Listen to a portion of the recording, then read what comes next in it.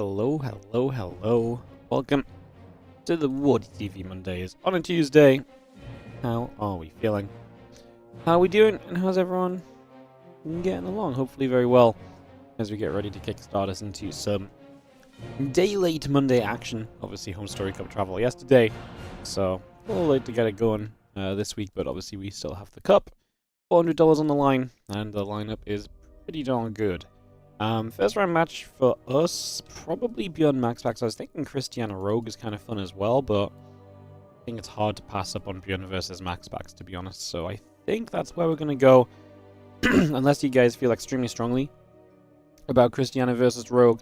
Obviously, we've got herO in this bracket, as well as then Cure versus Rex, Nice versus Shameless, Classics versus Alex, Solar versus Yakov, Nicorakt versus Percival, and MaxPax versus Bjorn, as I mentioned, as the first round of what we're probably looking to get into. So, yeah. What's up, Echo? How you doing? Hope you had a good trip back, mate. Back to work for us all. You know it.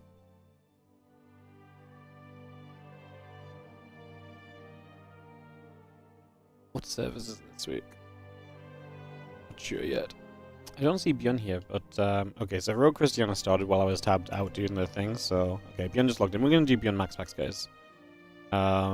So yeah. Oh, obviously, fresh off Home Story Cup, guys. I'm sure everyone will have a lot of Home Story Cup questions. We might stay alive a little bit longer, because I don't think there's gonna be a super long StarCraft stream today, because we've got 16 signups, pretty much.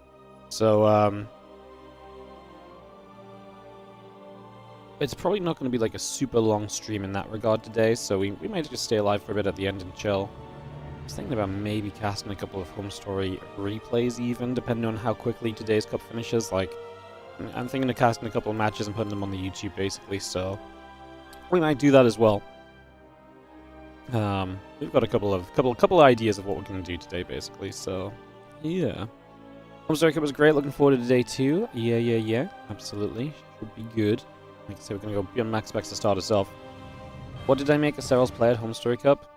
I felt like day 1, I felt like he was a bit off for sure, and then I was like, well, he does seem kind of tired, and maybe he just had a rough, like he said he had a rough night's sleep, and so, I think, I mean, you could say he looked a bit off, but I mean, realistically, versus Gabe, he lost a couple of early games, and don't get me wrong, this is not Cyril like to lose a couple of early games, but he lost a couple of early games to Heli Rumbys, and he lost one longer mech game.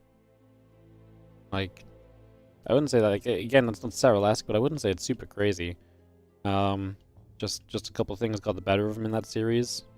So yeah, I think it's hard to say he looked 100%. I think it's fair to say he looked a little bit off, because realistically, Cyril doesn't make those levels of mistakes. Yeah, rough start of the year for him. I was in the shuttle with Cyril back on yesterday morning, and he was talking to Eliza and just said, you know, it's been a pretty bad sequence for me, because obviously you fly to China, you get 3-0'd by herO, you come to Home Story, and top 4 is not a bad result, but I think top 4, losing the herO Marine is probably not what he was looking at, so, yeah, I don't know, I honestly think that's one of those matches where it's like, or one of those results where it's like, pretty rough couple of tournaments for Cyril, but Cyril, I would really imagine, just bounces back from it and probably looks good, so, yeah. How's everyone doing? How are we all feeling, guys? How are we all feeling? What were my personal highlights of Home Story Cup? Playing darts. They just had a dartboard downstairs in the VIP room. If I had to make a guess, I would guess I threw over 1,000 darts this weekend, like easily, because it was quite busy downstairs a lot of the time. So when I went downstairs to chill, like all the PCs were taken, all the seats were taken, but very rarely was anyone on the dartboard. So like I was either stand around and do nothing or play darts. So I threw a lot of darts. So yeah, personal highlight. And I got pretty good. Not gonna say I'm amazing or anything, but like day 1, we tried to play like round the world with me, Horst, and Clem, Yant, and Irene. It was horrendous. Like if you tried to tell us to aim at like a certain number, like not only did it take us forever to hit any certain number, but there were so many dots that would just be nowhere close. But by the end, you know, I feel like if you gave me a certain number, I could like aim very well towards it. You know, it was I don't know. The level, it was very satisfying because I felt myself getting better. You know. You guys know when I talk about, like, you know, my satisfaction in StarCraft 2 comes from feeling the improvement, and, you know, it's difficult to enjoy SC2 nowadays because finding that kind of improvement feeling is difficult to come by. I had this in darts. I could feel the improvement, so it was very fun, you know. Crazy. Can't believe Clem isn't here to entertain us. He probably doesn't realize there's a Monday Cup on a Tuesday, to be honest. I should have told him. I should have told him. He would have probably been here if I told him, to be honest, if I asked. He's a cool kid. He's a cool kid. You wanted to donate to Home Story Cup 29 and 30, but you can't find the donate links. The Home Story Cup 29 donation link is literally just the regular Take TV donation link on their Twitch. So if you just go to Take TV on Twitch and just click donate, that's it. Home Story Cup 30 genuinely was kind of difficult to find. I actually had this exact same thing where it's like the weirdest thing is like the Ko-fi thing. You can't actually click the Ko-fi. You can't actually search on Ko-fi. So I went to Ko-fi.com and tried to. No.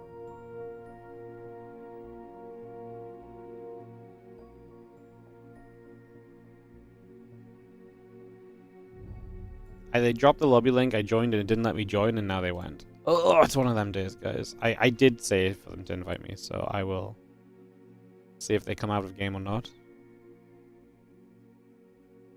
They did. Sick.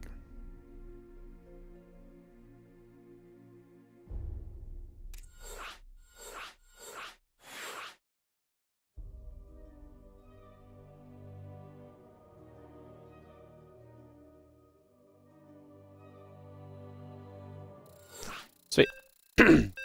Yeah, but I'll give you guys the Ko-fi link because I find it very hard to find this as well. So, yeah. Cool. Prefer Ko-fi because you can donate without making an account? That's cool. I never really thought about Ko-fi. The thing is, like, someone told me to make a Ko-fi once. I'm like, I already have so many other things, right? Like, it just becomes, like, I feel like there's always that kind of almost fatigue of, like, if you have too many ways for people to support you, there's almost, like, a fatigue of, like, it's another thing to mention, right? And then if it doesn't actually do that well, is it worth it? Yeah, I mean, it's always worth it if it's going to give you any amount of money, right? But yeah, no, the Ko-fi's kind of cool in general. They have some cool rewards. I can't believe the collector's editions were so cheap. 500 euros for the collector's editions, and you're going to get them signed by like a bunch of very, like, very kind of in the scene people. Like, if I'd known about this, if I'd looked at this page before they put it live, I think I would have bought them. Or at least one set. I would have bought a set of them. For sure. This is the exact sort of thing. Like, 500 is so cheap for these collector's editions. Crazy business. Crazy business. As a bargain. Yeah, absolutely was. Like, I'm pretty sure the Wings of Liberty collector's edition is like through the roof expensive. Like, I have a Wings of Liberty collector's edition sealed behind me, and it's like one of my pride and joys of StarCraft collecting. I got it for a good deal. I got it like, I bought this like 9-ish years ago, maybe 8 or 9 years. I bought it like 8 or 9 years ago, and I got it for like $150 or something. It was like a bargain then. Like, it was an absolute bargain to find it at that price then. Never mind now. So, yeah. So, yeah. Oh, I'm the only observer in the game. Oh, God. I will just preface today, guys. Are you ready for the excuses? I'm freaking tired today, guys.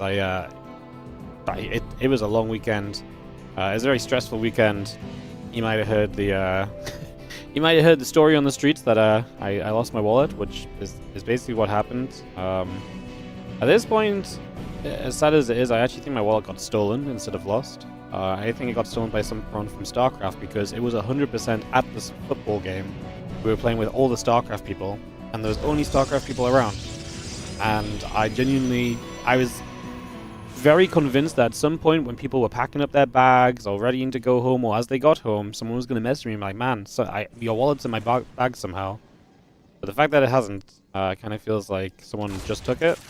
took the money and ditched it somewhere. So, yeah, I lost my wallet on the first night, so it was pretty grim. I don't know if you guys, don't know about you guys, but you got a lot of important stuff in the wallet, and I had no cash anymore or any way to buy anything for a few hours still. So, yeah, it was a good start. Always love showing up to Home Story Cup and having to work the first couple of days for free because of what you lose, but that's all good. So yeah,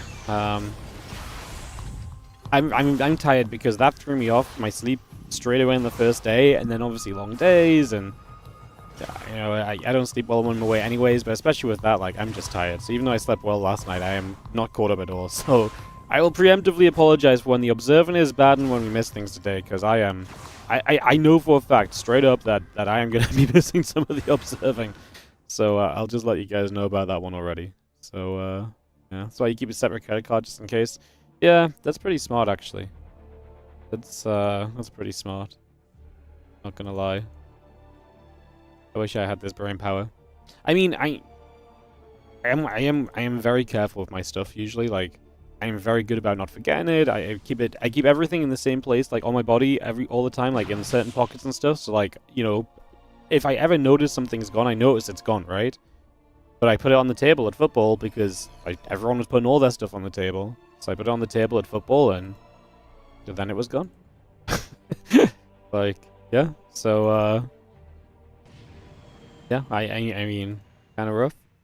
And it's kind of awkward because like I had one of my cards on my phone, but Krefeld is not a place that likes you using your card. Krefeld is like 10 years in the past where like everywhere likes you to use cash. And it's very difficult to get cash out with a card on your phone. But in the end, I got that sorted anyway. But then I also had to freeze my card on my bank app because I didn't want someone to just be tapping my card and using it, right? So I had to freeze my card. So anytime then I actually did want to pay for anything, I had to go on my banking app, unfreeze my card, tap my card on from my phone, and then freeze my card again. So it was just miserable. Yeah, so it was miserable. I guess we'll do a Wardy. I mean, the worst part, I've got to buy a new wallet. I've had this wallet for like legitimately like 10 plus years. I was talking to Helen about this. I was like, I had this wallet since before I met her, you know? And I was like, that's a long time at this point. Like, this is the most annoying thing. Like, how do you buy a new wallet? Like, I want my wallet. You know, it's mine. The things are in the right places in there. There's the right sort of things. Like, and the worst part, guys, this is the part where this is the part where you're gonna really pain me. The worst part is I had my poker money in because I never changed my euros back to pounds or whatever from last Home Story Cup. So I took all my euros back with me. So it had all my poker money in. I know. So I didn't play poker once all weekend. So you might imagine it was not the best Home Story Cup. Isn't that crazy? Crazy business. Crazy business. Stalkers sign up. I'm just going to get them ready to jump in toward the main base. And I'm just going to see our Stimpak Combat Shield and +1 coming through. Prism going to allow for the jump into the main. And Siege Tank going to go down pretty quickly here. Bjorn does not have a lot. He's got a lot of Marines, but a lot of them are on the low ground. And that means that this high ground position is just not well looked after. However, the Marines coming up from the bottom actually stop the warp in, which is pretty nice. And we're going to lose a lot of Stalkers from MaxPax. Now, that's kind of awkward because the Marines from the bottom side definitely made MaxPax kind of panic a bit on the Prism. And in panicking on the Prism, by panicking on the Prism, he actually did lose a couple more Stalkers there because he just really valued keeping the Prism alive, as he should, because you can continue to do this. It's more micro. It is warp-ins from there as well. So, yeah, this kind of swings around because this really felt like Bjorn was maybe about to take somewhat close to kind of game-ending damage, you know? And instead, yeah, he lost, what, 4 SCs? Don't get me wrong, he lost a lot of units, and the trade was still decent for MaxPax. But losing Stalkers especially reduces what you have in the future as well, you know? So, it definitely kind of reduces down in that regard also. And we get ready to resume as we're going to load up into the medevacs. We're going to boost down to the bottom side. And we just get ready to go. Why StarCraft community? Thank you so much, Derp for the 2-month resub on the Prime. I'm still almost convinced that it's in someone's bag that they haven't emptied still. Like, yeah, it's I am almost certain because like I just don't know who would have done it from people that were there. But then I have other people that saw my wallet on the bench. Like I have multiple other people who knew it was there as well. They saw it be placed there. there's just no other explanation, no? There's no other conclusion to get to. So unless it shows up in the next couple days as people get home and unpack and stuff, then yeah, that's crazy. I feel like getting an early Viking versus MaxPax should be mandatory because yours makes a prism. Yeah, but if you make an early Viking, the problem is an early Viking doesn't stop the prism, right? Because if you make an early Viking, all it stops is the prism warping in here. So it just means that MaxPax has to step back over here with the prism while the Stork still trade. And then you're also lower, you have a Viking which is not that useful. A Viking on the ground against Storks can be very useful, but not when it's that amount of Storks blinking in toward you. So making a Viking does not necessarily help you. It helps you zone out later. Like this Viking now is very good to stop the prism from lingering around and so on, right? But like on the initial defense, making the Viking is quite the investment that doesn't always really get too much kind of going for you because it dies so fast as well. Dies so quickly as well.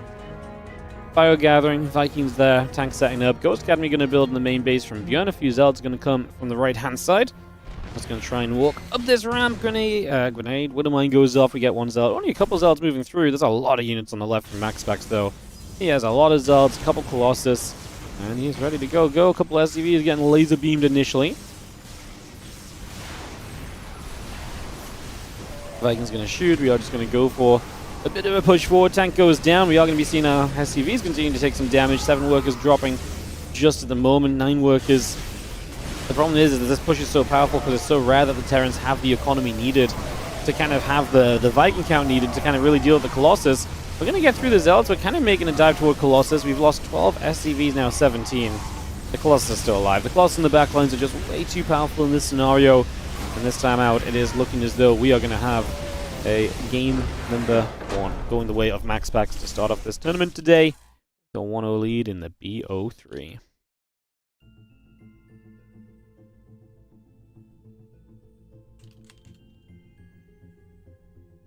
Cool.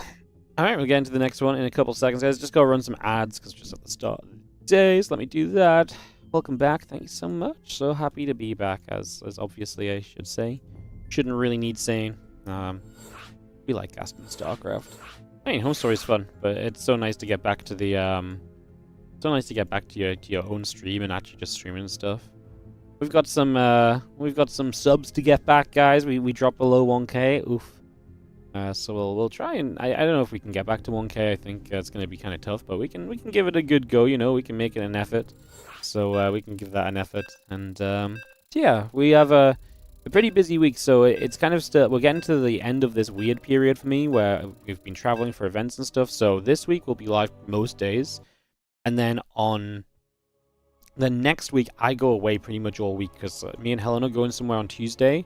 I come back home on Wednesday, but like I have to travel home on the Wednesday, so I have to travel home on the Wednesday. That's not exactly ideal, right? And then on the Thursday I actually go to a Pokemon tournament for the weekend. So next week is pretty much no streams for me apart from the Monday Cup. But after that, we're pretty much home for the entirety of February and March. Me and Helen have a couple things planned, but like not like going away for like a full week or so, which obviously we went away for half a week last week for Home Story and a full week this week, next week for some stuff that just kind of combines badly.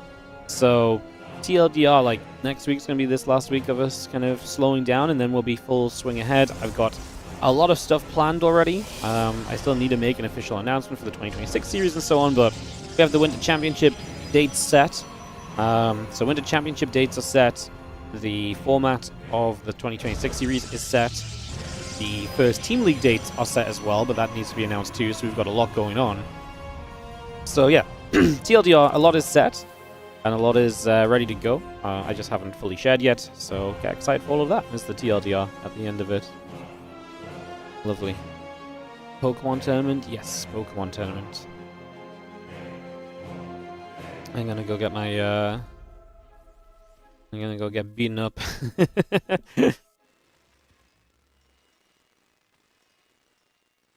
It'll be fun. It'll be a fun weekend. It's a big one, so there'll be some fun stuff to play, and even when I get beaten up in the main one straight away, always a bonus.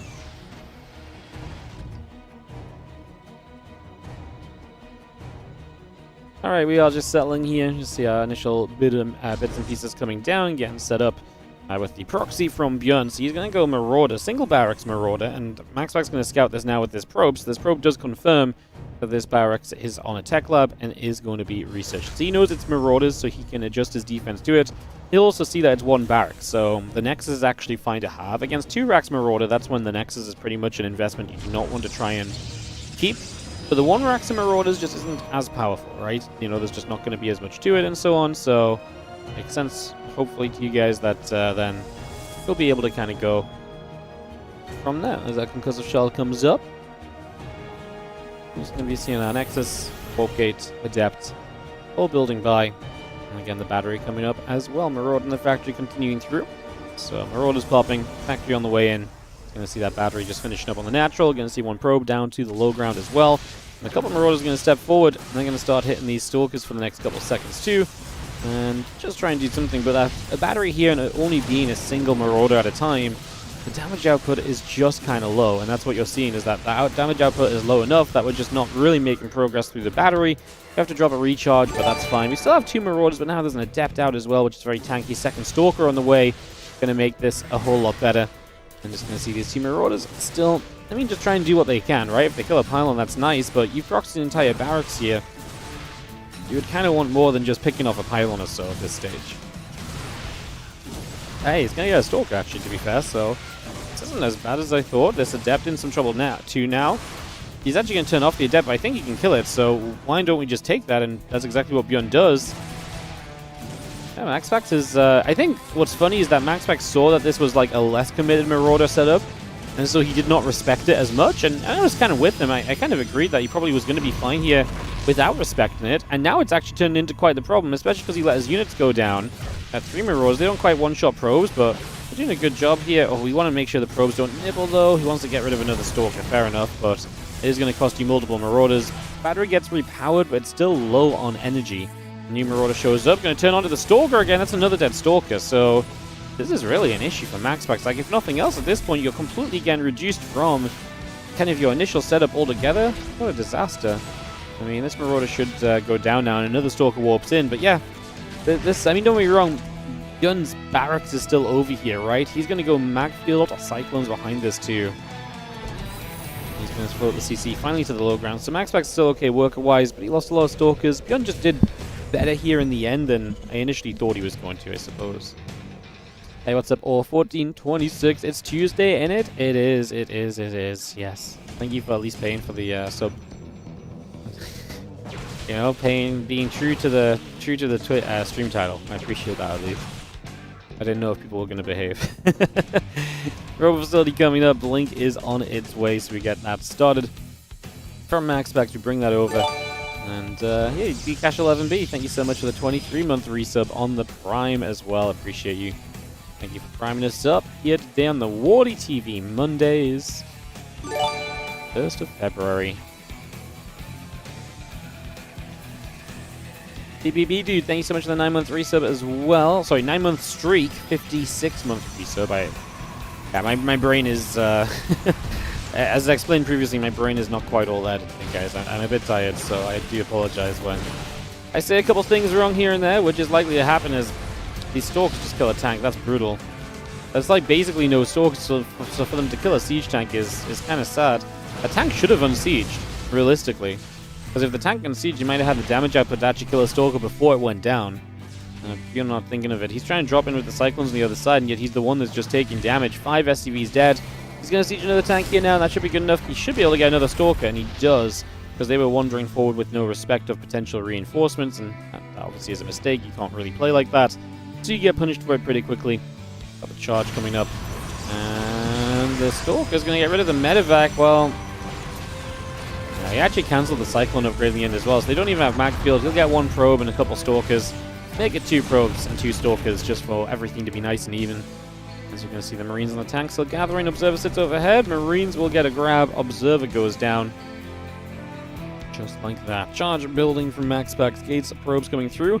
Marines in a combat shield upgrade. Liberating the siege tank building on the other side as well, as we continue to bring that through for the moment. We get that all on the way. And this Stalker just coming back down to the bottom of the map here for a few moments to see what else we can get done in the next few moments. Marines gathering up. Getting settled right now.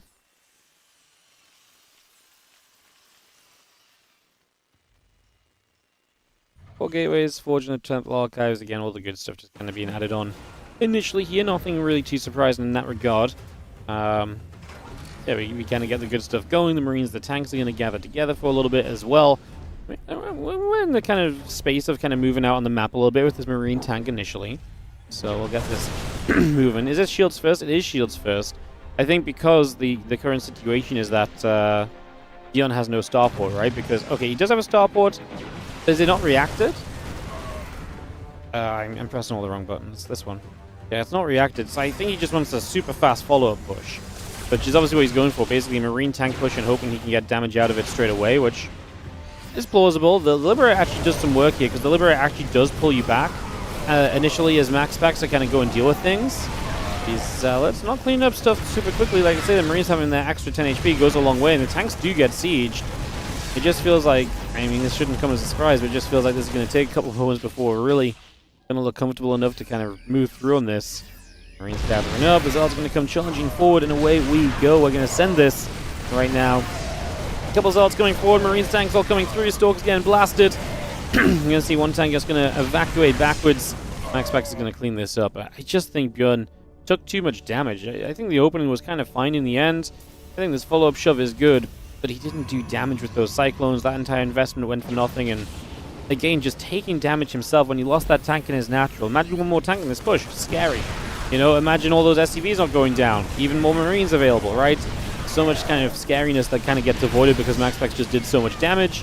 It does look like MaxPax is going to eliminate Bjorn round one of this WardiTV Mondays today. Just the zealots trying to get through. Tank shots firing. GG gets called by Bjorn. And MaxPax will take a clean 2-0 to move on through into the round of 8. Like I say, there's not a lot of matches today because it just not being Monday, it being off schedule. Obviously, less people sign up. MaxPax is going to play Percival. Do you guys just want to watch MaxPax Percival, or would you guys rather wait for something like Solo versus Classic, for example, that may start up if we wait like 10 minutes or so? But that does depend on Solo beating Yakov and Classic beating Alex. I'll see what you guys think in the chat. I mean, I think MaxPax Percival is pretty fun too, to be fair. What about Rogue herO?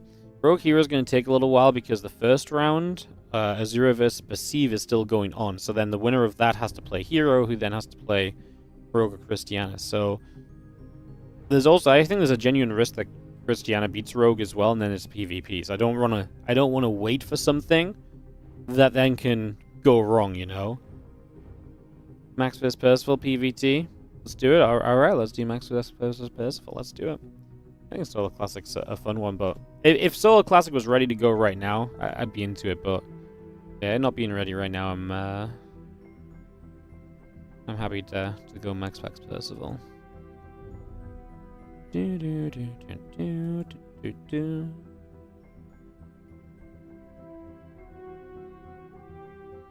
Sorry guys, excuse the yawning. I am tired. I know you guys are gonna hear it so much. You're gonna be like, "Wardy, we get it. You're tired." I'm like, "Oh." The zombie mode. Christiana Rogue is about to be 1-1. Is that it's on Indie stream, right?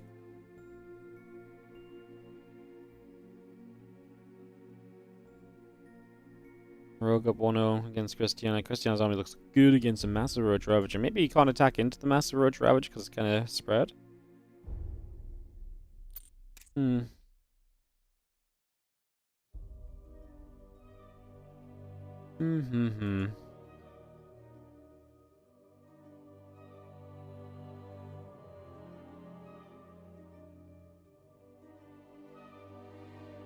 Guys, just keeping an eye on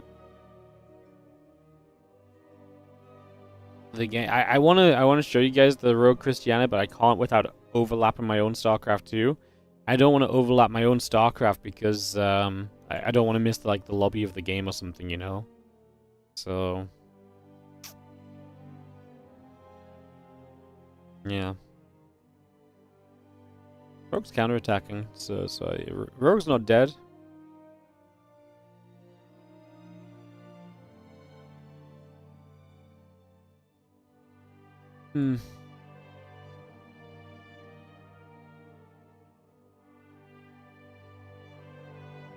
Ain't over yet, as they say. Solo just popped out a game. Solo has defeated Classic. Sorry, Solo has defeated Yakov, so Solo will go 2-1 over Yakov, and he will advance through to play Classic or Alex in his EVP. You guys still set on this PvT over ZVP if Classic finishes up before MaxPax and Percival go in game? You guys still set on that?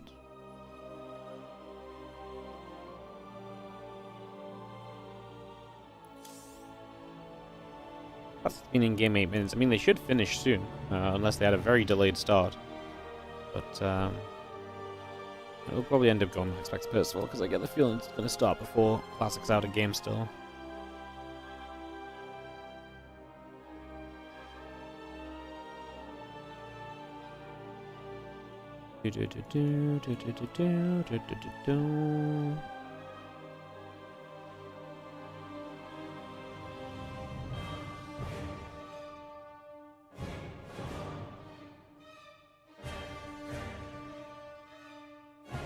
He votes EVP. I think we'll just. I think we'll just go MaxPax Percival unless Classic Kit comes out a game, because I don't wanna wait for people to finish games. Because what if they end up playing like the 20-minute PvP for some reason? You know. Enjoy watching Christiana. Yeah, Christiana's a fun watch. I also enjoy watching Christiana. He's a fun player to watch. Fun player to watch. They just finished up that game.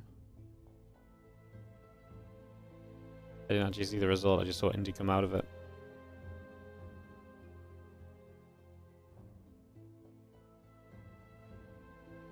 No, they are going to game 3. So Christiana Rogue going to game 3, guys. Elsewhere on the bracket. It's on Indie Stream in case you want to watch it. QR20 Rex will play against Nice or Shameless.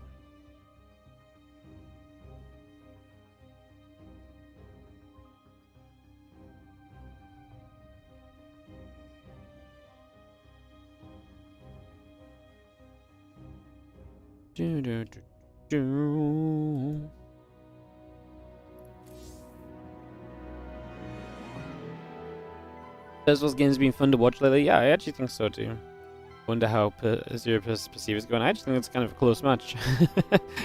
in the very first round of 32 actually, the only round of 32 match on the day. I actually think it's genuinely a kind of fun one that's going on.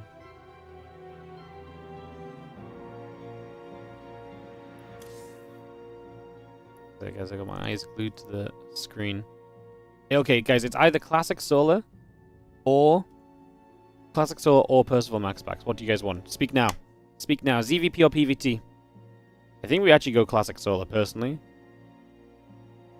Hop to Korea. Terran. ZVP. ZVP. I think PvZ will be closer. I think the ZVP will be closer too. I think there's a better chance Solar Classic is a better series. Yeah. And don't get me wrong, I also think Percival could put up a bit of an upset maybe, but yeah, I do think this is more likely to be closer. I do agree with you guys.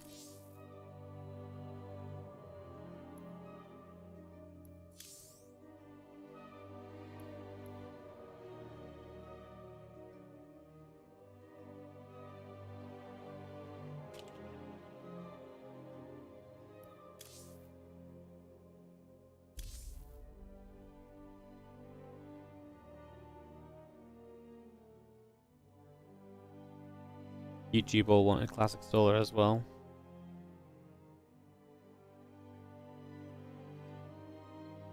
Okay, so I just logged in. Cool. Just taking them a while to swap on over to Korea. Cool. Alright, we'll get Classic Solar. Get ready to go.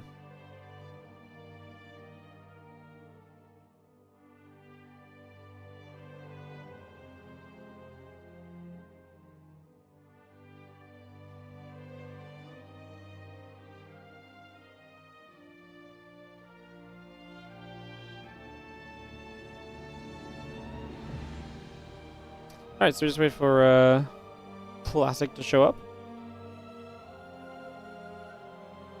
He is just logging in now.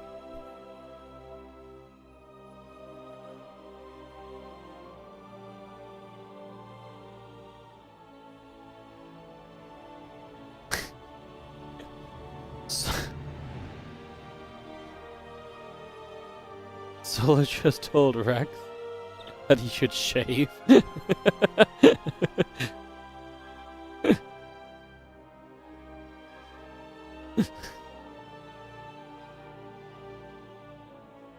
Is there any way you can watch the PVT? I am not sure who else is live, if I'm honest. TKL might have it. I'm not sure though.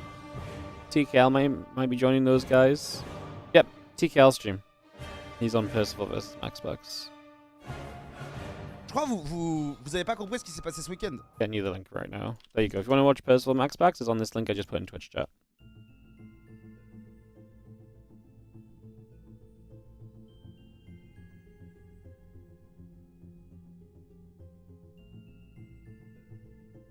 The nice part of having all the different people streaming. We get a lot of the early rounds covered, which is always nice. Big plus.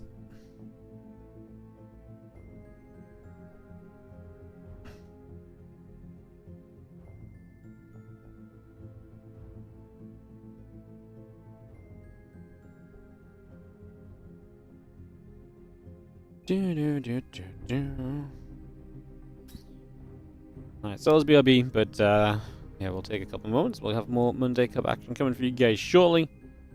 A lot going on. A lot going on.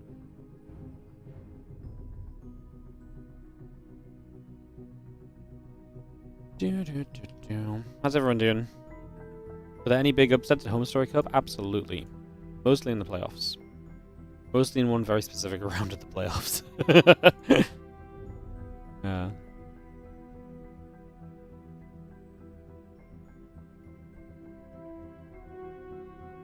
These matches alive? Yes. We are live.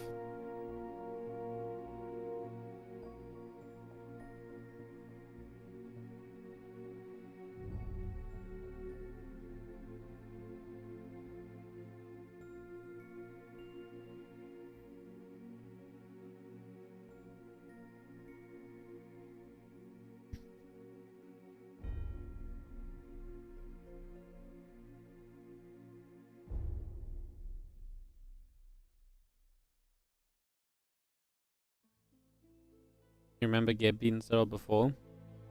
In a best of 5 though? He beat him in like 2022. We looked this up at the time. It was like 2022, the last time he and Marine beat Cyril.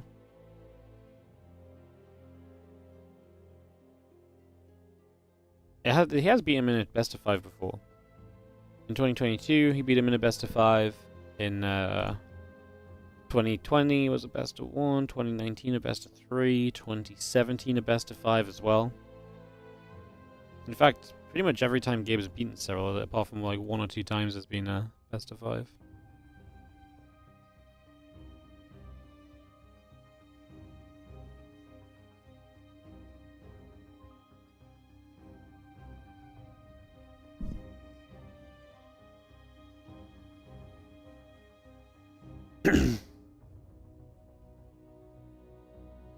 Like Cyril's at 50%, why should he be at 100%? He's practicing. He's motivated. I think losing in China is why he should be at 100%, because I don't think he likes losing. I think the fact he lost to herO in that 3-0 fashion, I think, is definitely a reason for him to pop back up and look good at home stories, so...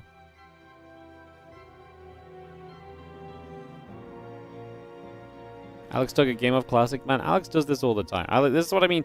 Like, we're hyping Alex up a bit at home story. I'm very sad he didn't take a map in the end, because I actually genuinely feel like Alex is one of the players that, like, is an underdog that could have actually taken at least a map, right? I actually thought he was very dangerous in that group, which was a very dangerous group that came down a map score. He absolutely could have ruined someone's tournament. Because he frequently, in the first rounds of these cups, shows up, knocks down a player, or takes a map even against some of the top guys, you know, like... You know, like this is a thing. It happens, so it's very real. 1,000 feet can be map 1 guys get hosted into Solo vs Classic to begin the day.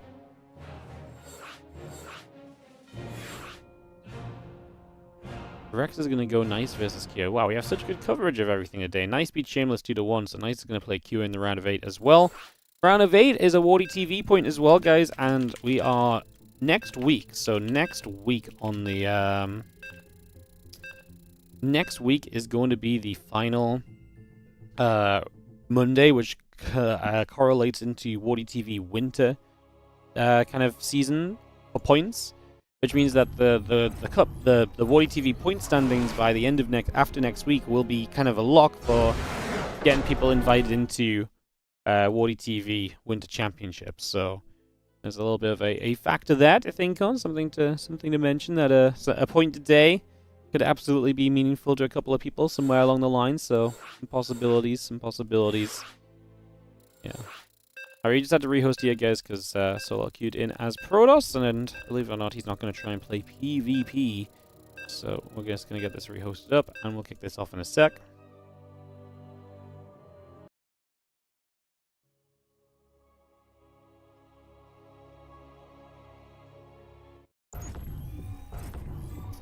Let's jump into it, guys. Thank you for your patience between matches. Obviously took a little while to get this one set to go, but we are ready to go right now. As we have in the upper left-hand side, the red Protoss player to start us off is going to be Classic, taking on the blue Zerg in the bottom right from Falcons. We've got Solar.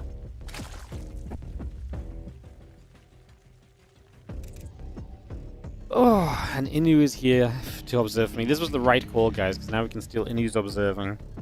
Inu doesn't usually cast the Monday Cup, so I wonder if he actually just can't stream on Mondays, because yeah, it's rare we actually see him joining so much anymore, but happy to see him. Was one of my favorite cameras to jump onto. Very good observer. And we'll steal his observing a little bit here today.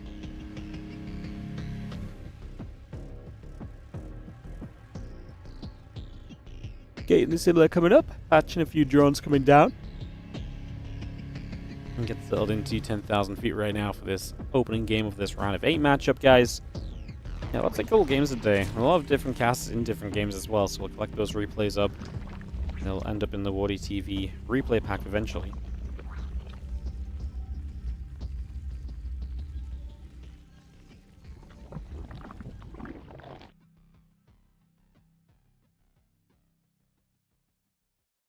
When we get settled in for a couple seconds, hatching the pool coming through, the drone coming over as well. Next to the cyber portal coming through, hedge gas pool coming about, the overlord is going to be moving. And drone just stepping onto the map as well very shortly, so we get a lot of that underway. Cyber core and the assimilator coming up as well. Just get this underway right now. And drone going to chase away at the probes, going to have our overlord taken for a couple seconds. And yeah, probe just going to be an annoyance. I mean, the first few moments, nothing super crazy expected, but obviously, you know, probe nibbling away at some minerals, getting some scouting done, etc. These things are the sort of things you expect to see. And those are the sort of things that currently are happening as we get off into this one.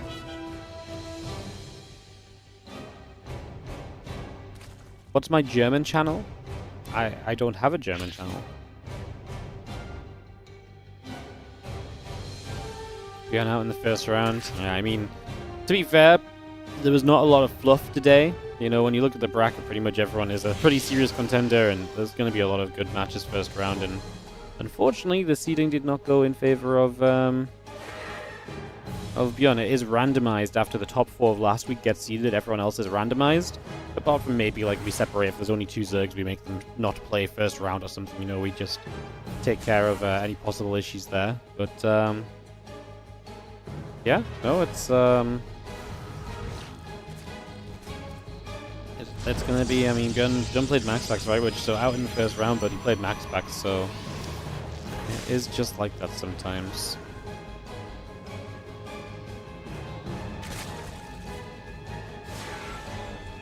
Well, the depths will shade up, a couple of Zerglings moving around, as we just see a little bit of what's going on in the first couple of moments here. We get that set up. Just give me 1 second, guys. I just have to... yeah, these things are going to clean up. I just want to tab for a second and just double check the... Okay, yeah. herO does have an opponent. Cool.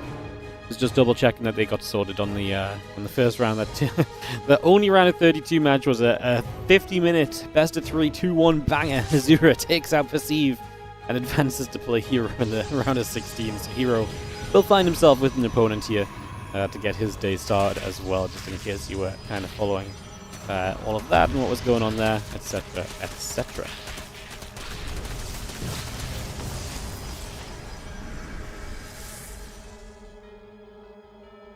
Our feelings come about, the Oracle coming over. I'm just going to be seeing the Oracle still activating onto a few of these links, just trying to play cleanup as best we can at the moment.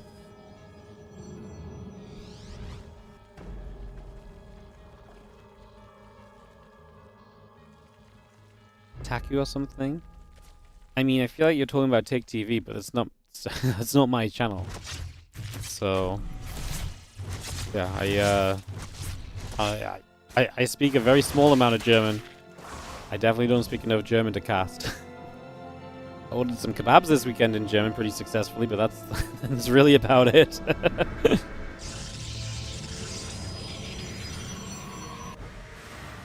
Got the lag, got the roach roaring coming up as well, so bring that straight through. How were the kebabs? Pretty good. You know, honestly, nowadays in Krefeld, I don't usually eat that much kebab.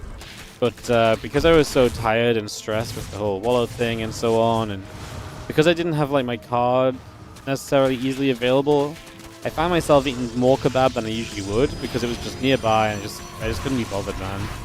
So I had a few kebabs. Well, I had 2 doner wraps and I had 1 doner box, and then one day we went to a kebab place, but I actually had like a mixed grill, so it wasn't really like kebab every time, but you know, it wasn't that bad. Like 1 a day, because you know, once a day I had the kebab meat. You know, it was good as always. It's I mean, kebab in Germany is just tasty. I really like the sauce they use there. It just tastes proper. Like it just doesn't taste cheap like it does when you have kebab in the UK. Is it the same kebab guy that's been there forever?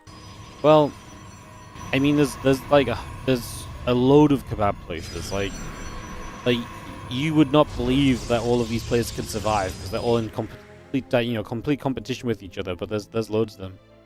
But a few years ago, this one on the corner near Take TV opened, and I actually think this one's really solid. I actually really like it. And as far as getting like a kebab goes, I actually think getting a kebab from there is very much so like just as good as going to the other place people go. People like to go to the grill parts. And this place has been there since I started to go to Take TV. So like 10 plus years ago. And there's a couple people that still work there that I recognize from, you know, years of going there. So yeah, but I mean, I don't know. Maybe, I don't know if they've been working there the whole time. But yeah, no, it's pretty good. It's the same stores at least. I don't know how long the one near Take TV's been open actually. I remember just starting to go to this one once. I was like, man, this is so much easier than walking like 20 minutes. That's not 20 minutes, but like 10 to 15 minutes down the road. Especially when I have to like get back to cast a lot of the time and stuff as well. Like, it makes kebab much more accessible, which is not necessarily a good thing overall for me, but. Yay. Hey, a lot of Roach Ravager coming up here. Soul's getting that Overlord speed, so it's going to be time to go in a couple of more moments. Get this ready to roll out. There's more to it. I mean, these places are freaking full, man. Like, they're stacked every single day. So, I honestly think they're just making good kebabs. I don't know what to tell you. Hey, thank you, Jin Community, for the 9-month resub. Classic has Storm. It's going to help soften up these roaches, but I like that Solo just kind of runs through this here. No respect. Jump on these Immortals if you can. What I don't love is he's obviously ended up kind of running into the Zealots.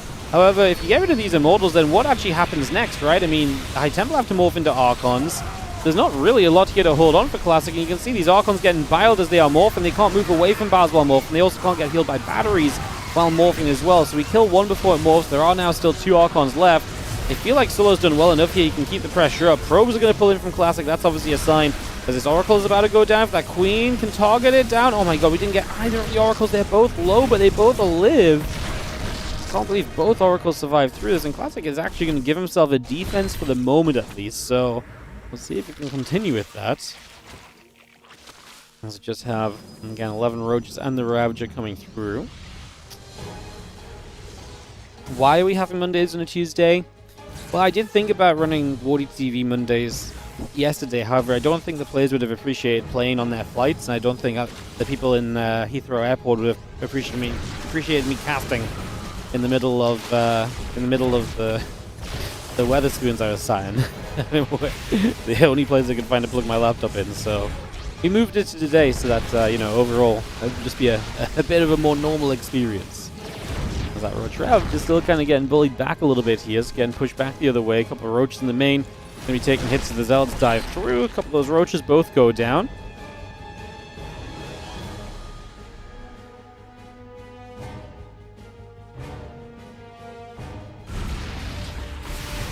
Nobody from Home Story Cup is participating today. I didn't know that. Like, you know, they might have done. They could have done. Like, you know, that's not true. Christiana's playing today. There you go. Christiana's playing today. He definitely wouldn't have been. Well, he might have actually been home if his flight was directly to where he lives, because I got the same shuttle as him, so maybe he would have been home in time. Fine. It was for selfish reasons, guys. I wanted to actually cast my own tournament. Hansen, yeah. The worst part is, the reason I wanted to cast my own tournament is because I actually wanted to run ads and convince you guys to sub, so it was actually all about the money. So, yeah, greedy streamer strikes again, what can I say? I'm not going to see the Roach is still pressuring here. Classic's holding on though, and I do like that Classic's obviously got up to a lot of Immortals again. High Templars and the Storms are still scary. A couple of Battles going to threaten to kind of shove this back a little bit at least, or at least, you know, make that sort of an attempt. As I do have the back and forth for a couple seconds. I mean, at least we have... I like that we're trying to come in from two angles of Soul. I think that's actually very smart, because it's potentially going to minimize the amount of storms that can land. It's going to kind of neutralize some of the storm power. Yeah, you actually look at this and I think this is a very, very viable option for... So to still close this out here, despite the Immortal count starting to go through the roof a little bit. I mean, that Immortal count is absolutely popping at the moment. Another Storm coming down.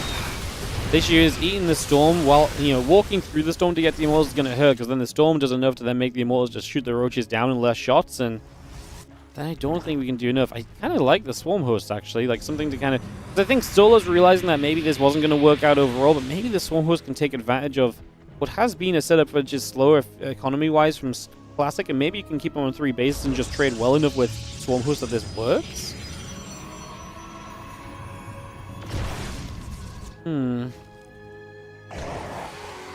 Focus are going to pop up. I'm guessing you see the few Archons gathering together. We do see the Roach is going to step forward, go after the pylon. Locust is going to drop down. I mean, the first wave of Locust is always some of the best because you're not expecting them necessarily. But there is already Storm available here and a good amount of Archons to splash through it as well. I think I like this for Solo overall in terms of just like the idea of what we're doing, but I'm not sure if it's going to do enough. Roach Ravager up here, that's a great unit split from Classic. He has more than enough over there to defend. Great unit split, just making sure he does not end up in trouble. And Solo's just still spamming back out more Roaches.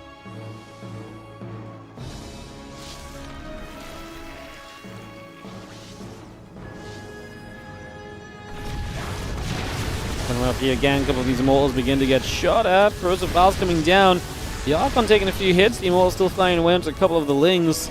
Just the attack and blink coming through. Storm onto the Swarm Host Locust are going to do a lot of the damage, a lot of the cleaning up being done very early on there. So a lot of that getting picked away at super quickly.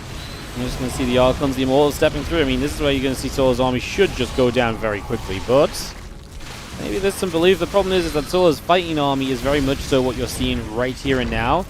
And the big issue behind this is that that's his fighting army. He's going to have Swarm Host, but then they're on cooldown. So once they're on cooldown, they are playing that kind of waiting game for Locust to be available before they're truly useful again. So that is the kind of big issue that we're ending up having here.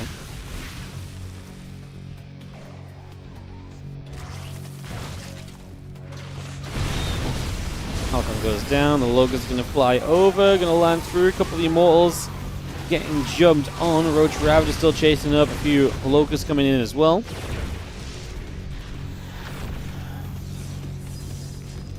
Classic is getting to the point where he's just like, I can push. Because he's got the Swarm Host on cooldown. He didn't even have to slow down too much to deal with them. Roaches across the map to counterattack. Not going to do too much. We actually get some great battles here landed on a lot of the Immortals. How close are the Swarm Host to being able to fight? This actually works out very well for Solo so far. Corrosive Battles towards the Prism. Make sure you scare it off. The High Templar are going to start getting in trouble. You can't save everything here. He's going to try and morph the Archon. More Biles. I actually would have liked to see the Biles on the morphing Archon, because that's something you shouldn't have had to actually attack. Realistically in this, the Locusts all dropped down onto this Immortal that just showed up. Somehow Solo... This felt actually like he was about to get a cleanup on this army, and it's actually going to be good for Classic. Oh, that's crazy. That is heckin' crazy if you ask me. I mean, not super audacious, but Loses a base on that right side as well. Solar has not had any successful counterattacks either. Good job, Classic. I mean, the first defense really felt like he was about to get broken down, but he's able to move on through it and get into a good, strong position.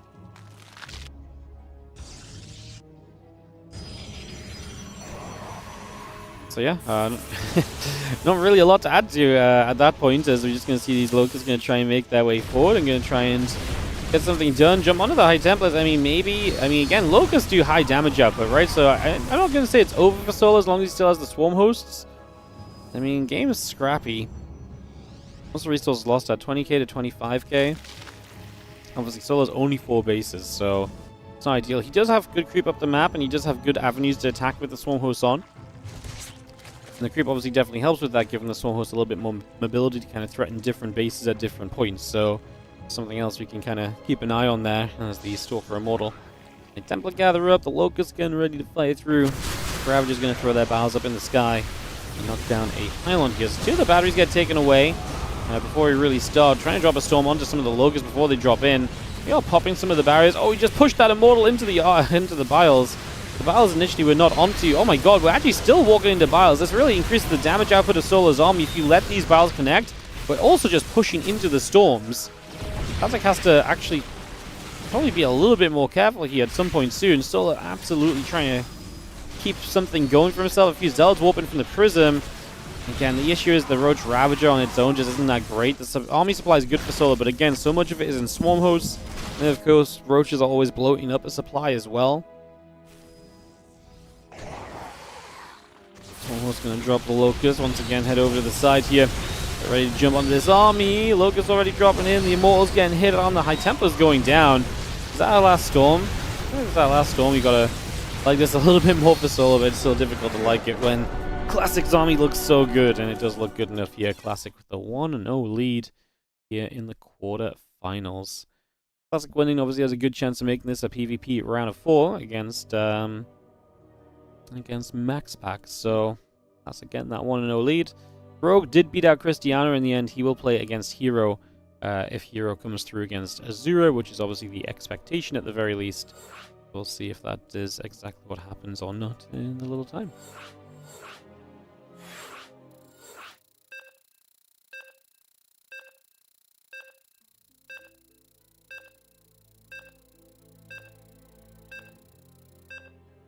Alright, as you can hear, countdown is good, and we're going to be in-game in just a sec, guys, to keep the games rolling between Classic and Solar. So let's get this underway. The top left corner of the map, our blue Zerg player here is going to be Solar, representing Falcons. He's down a game, unfortunately, after Classic found a hold in the defense in the end in that game 1. And kept it going for a little bit, but got there in the end. Nicely done at the end of the day.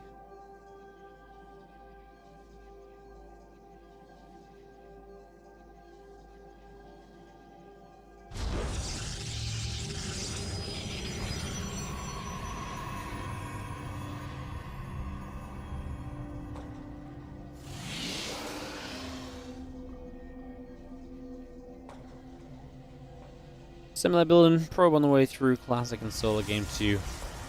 Getting underway right now, seeing what is going to happen here on a Ruby Rock. No scout from Classic early, so we get the hatchery on location to the natural to start off with. Is obviously a nice little bonus to set up in the first few moments.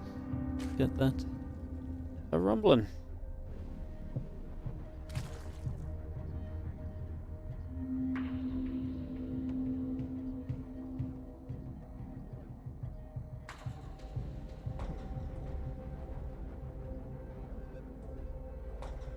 Gas pool coming straight in, a couple of drones coming about, we get that gateway, and Nexus building by as well, so you continue to bring that up just here for now. So far, so good. I'm just going to drop a cheeky little side core in over on the side as well, just going to get that into place also. And yeah, wait to see where exactly things go to.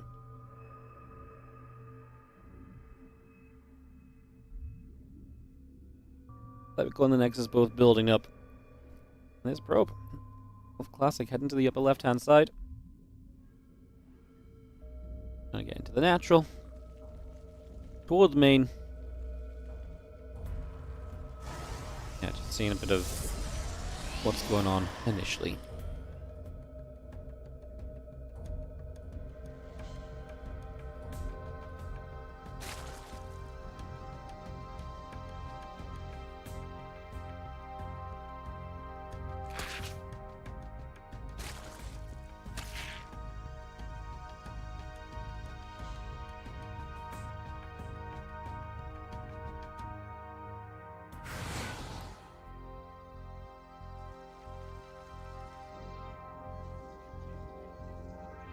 Alright, so we just have ourselves the gateway Stargate coming up.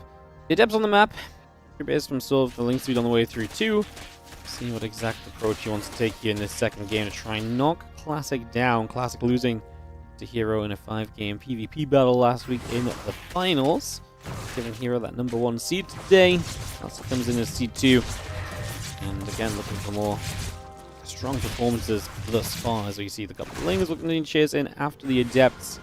Adepts will already take some damage, and again, link speed, lings, and drones building through also.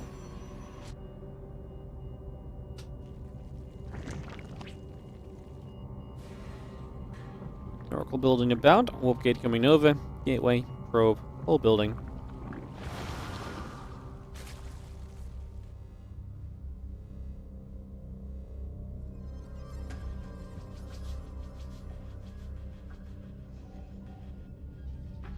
Woody, how many years of casting does it take to get an SC2 critter named after you? I don't know if it necessarily takes years of casting versus it just takes...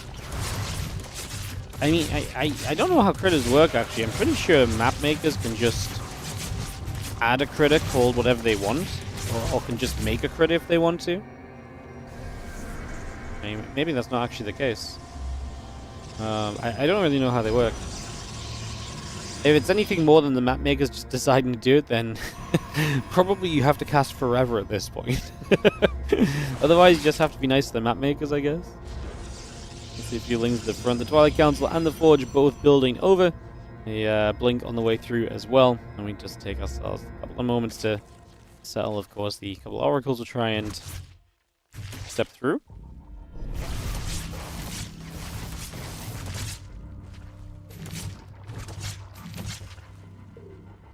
4 drones, 5 drones going down. Good job from Classic.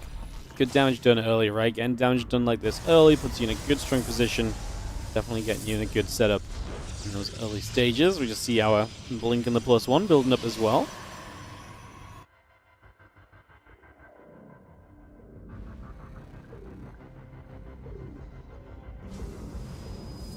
Lings get in. A little bit of a slow warp. And I mean, okay, only a couple lings get in, so it's not that bad, but you know, still a couple lings and a probe pull. Yeah, well, you know, one probe that did not have to go down, right? So could have lost mine time as well. Yeah, this time a few more lings get in. We make up for, you know, what we took early as Solar by killing a couple of probes in return at least. Work counts gathering up. Solar is going to go into that Rotron as well. Also building through currently, so again, that Lara up, Rotron, Evo Chamber, all of the good things coming into play right now. A lot of that just coming straight over.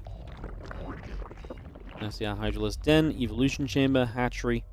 Runs the Overlord building up, and hatch, cancel that hatch.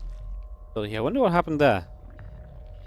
I just sort of realized that that was so out of position. That is kind of wild, no?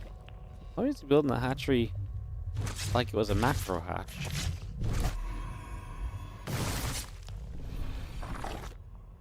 Yeah, I actually don't know what's going on there.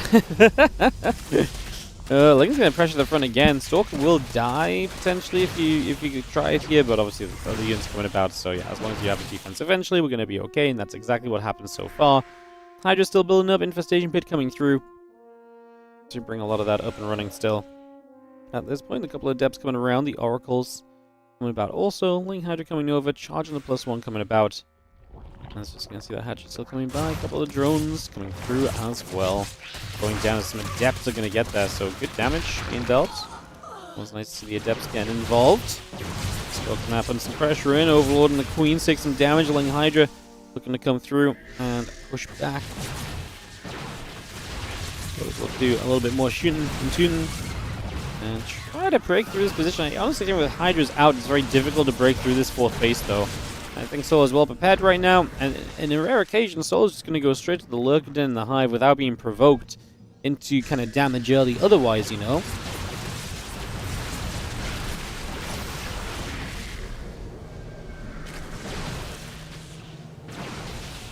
There's a lot more Lings that just popped. Most importantly, we've not lost any Hydras yet, so as this Hydra count gets higher, you're obviously able to more convincingly kind of push away these Stalkers because you've got more damage dealers sitting behind the Zerglings. And then the Stalkers have to respect that and step away a bit more quickly, else they're going to continue to take a bunch of damage and so on.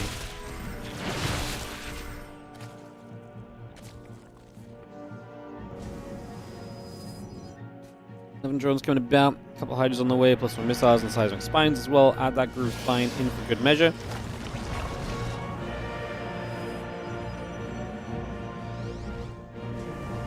Look at the Zealot Stalker just gathering together, a few more Warpins as well. 5 Lurkers on the way, so we are getting to those Lurkers quickly.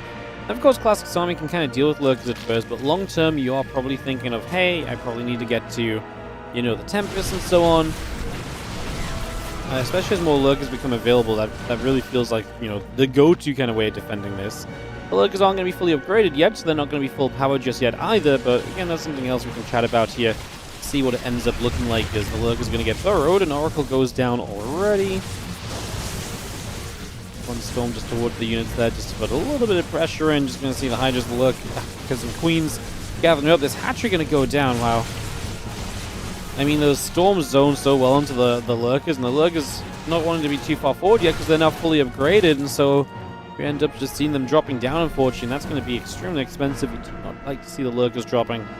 That's going to make life a whole lot more miserable for now as the Lurkers, Hydras, and Lings all continue to build up here. Well, Solo loses a base. He will reestablish, and he will double expand to try and get back up, but he can't really afford to lose this one. These Lurkers have seismic spines now. We surely cannot see this base going down, man. So many of the Lurkers just so far back. Solo, he's not really defending the right place with the Lurkers, right? Like, they're positioned very centrally, but the armies keep showing up around the edges.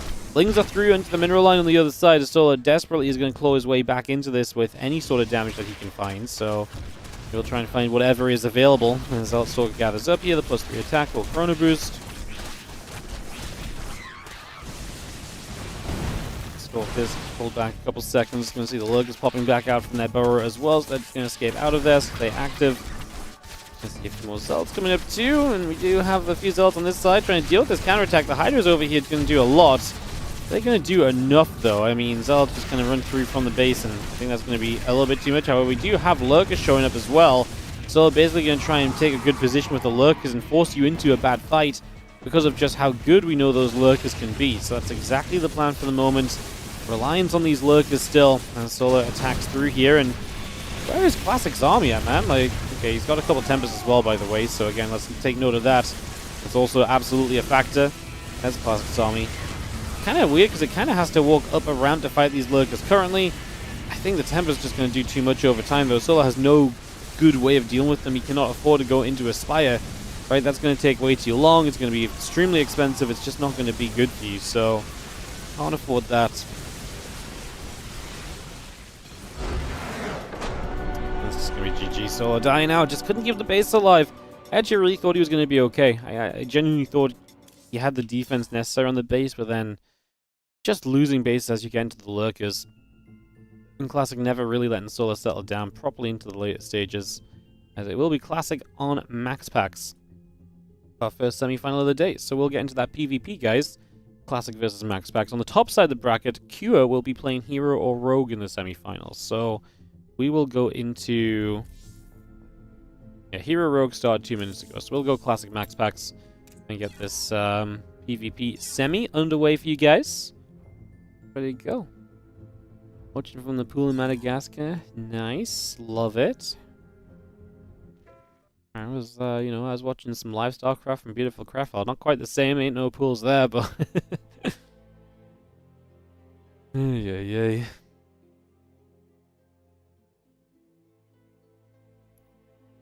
We'll hop on to NA and wait for this PvP to kick off, guys.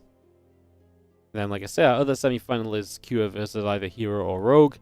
Gonna be a kind of a quick day, like I say. There's a few less players, so unless these semis start dragging out a little bit, gonna be a quicker day. I think we'll probably end up casting some Home Story Cup replays, guys.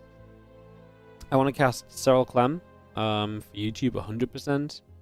I don't actually know if there's much else I want to cast, but I definitely want to cast the StarCraft series. Because, yeah. I didn't cast that one. I think that's one of the only ones I thought was kind of cool that I didn't cast. Especially out of people that would be, name clicking on the, you know, name baiting on YouTube basically, or clickbaiting the YouTube titles just through their names.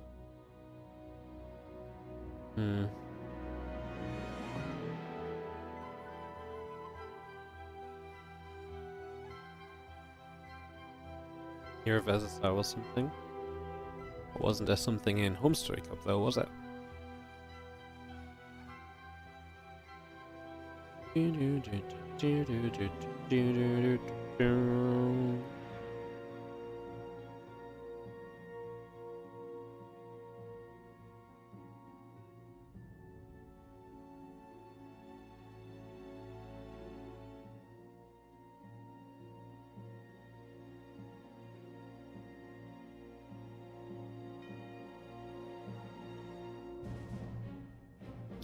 I guess just waiting for the semi-finals to be vetoed.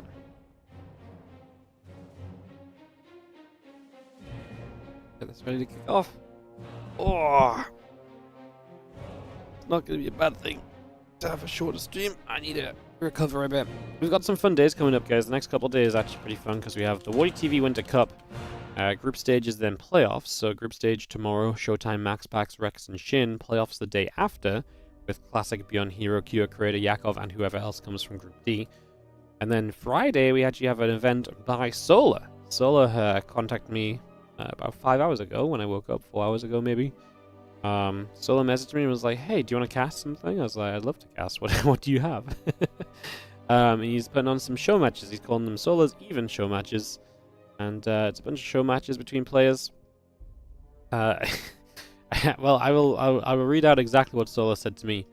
He said,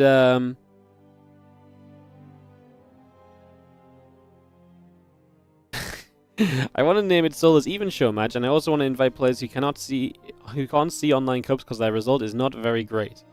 And then he said, I don't want to see boring players like we always see, like herO, Clem, MaxPax. And then he asked me if I think the matches are even. I was like, yeah, I think they're pretty even. So on Friday we'll be casting Ryung versus Alazer, Yakov versus Shameless, Creator versus Gumiho, and Shin versus Bunny, which I actually think are a bunch of fun matches. So yeah, we'll be doing that on Friday. Saturday I'm probably not streaming overall, and then Sunday we have WardiTV Winter Championship qualifiers starting off. We might actually do a Winter Championship qualifier later in the day on Saturday, because just some stuff changed recently to make Saturday a bit weirder. So I'm not sure just yet. Is Solar casting as well? I don't know if he's going to stream it in Korean or I have no idea what his plan is. He just asked me if I wanted to cast. I was like, yeah, sure. I have no idea where the money's from. I don't know if he's just paying it or what, but yeah. I have no idea, man. Like, he just asked me if I wanted to cast some games. I'm down. I'm down.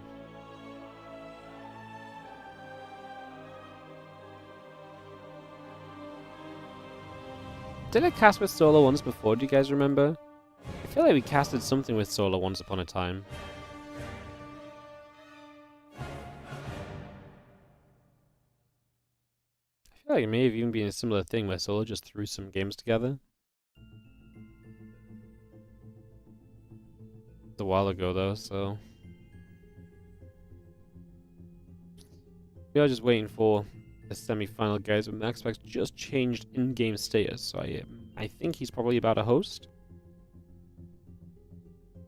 I had to make a guess.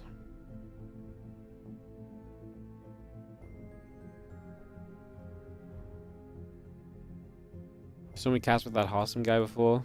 Yeah. People are always like, "Whoa, it'd be so much better if you co-casted." So then, you know, sometimes I cast with Hossam to prove everyone wrong. Just, you know, remind everyone. It isn't always great, you know. Co-casted doesn't just make the stream better. Classic and MaxPax lobby linking us up. Get ready to go into White Rabbit here. Here we go, everyone. White Rabbit, our opening game for this PvP. See what happens. Do it. Oh, my brain was like, let's do it! And then I literally just sent this in game. We're still on the lobby screen.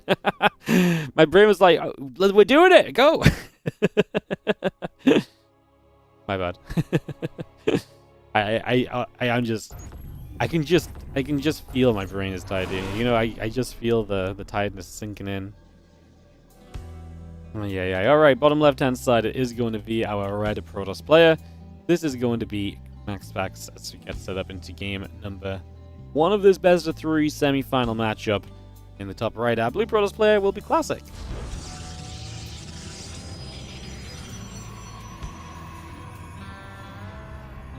WardiTV Mondays on a Tuesday.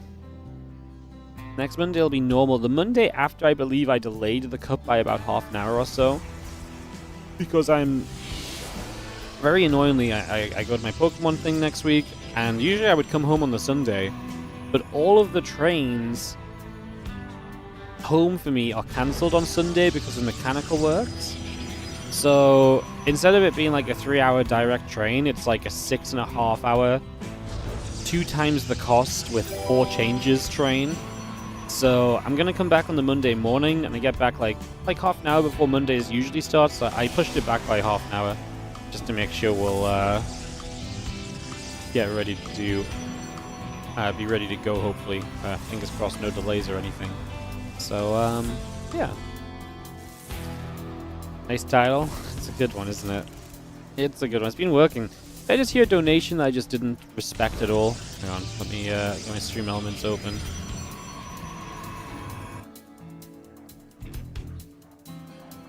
Eon Blue.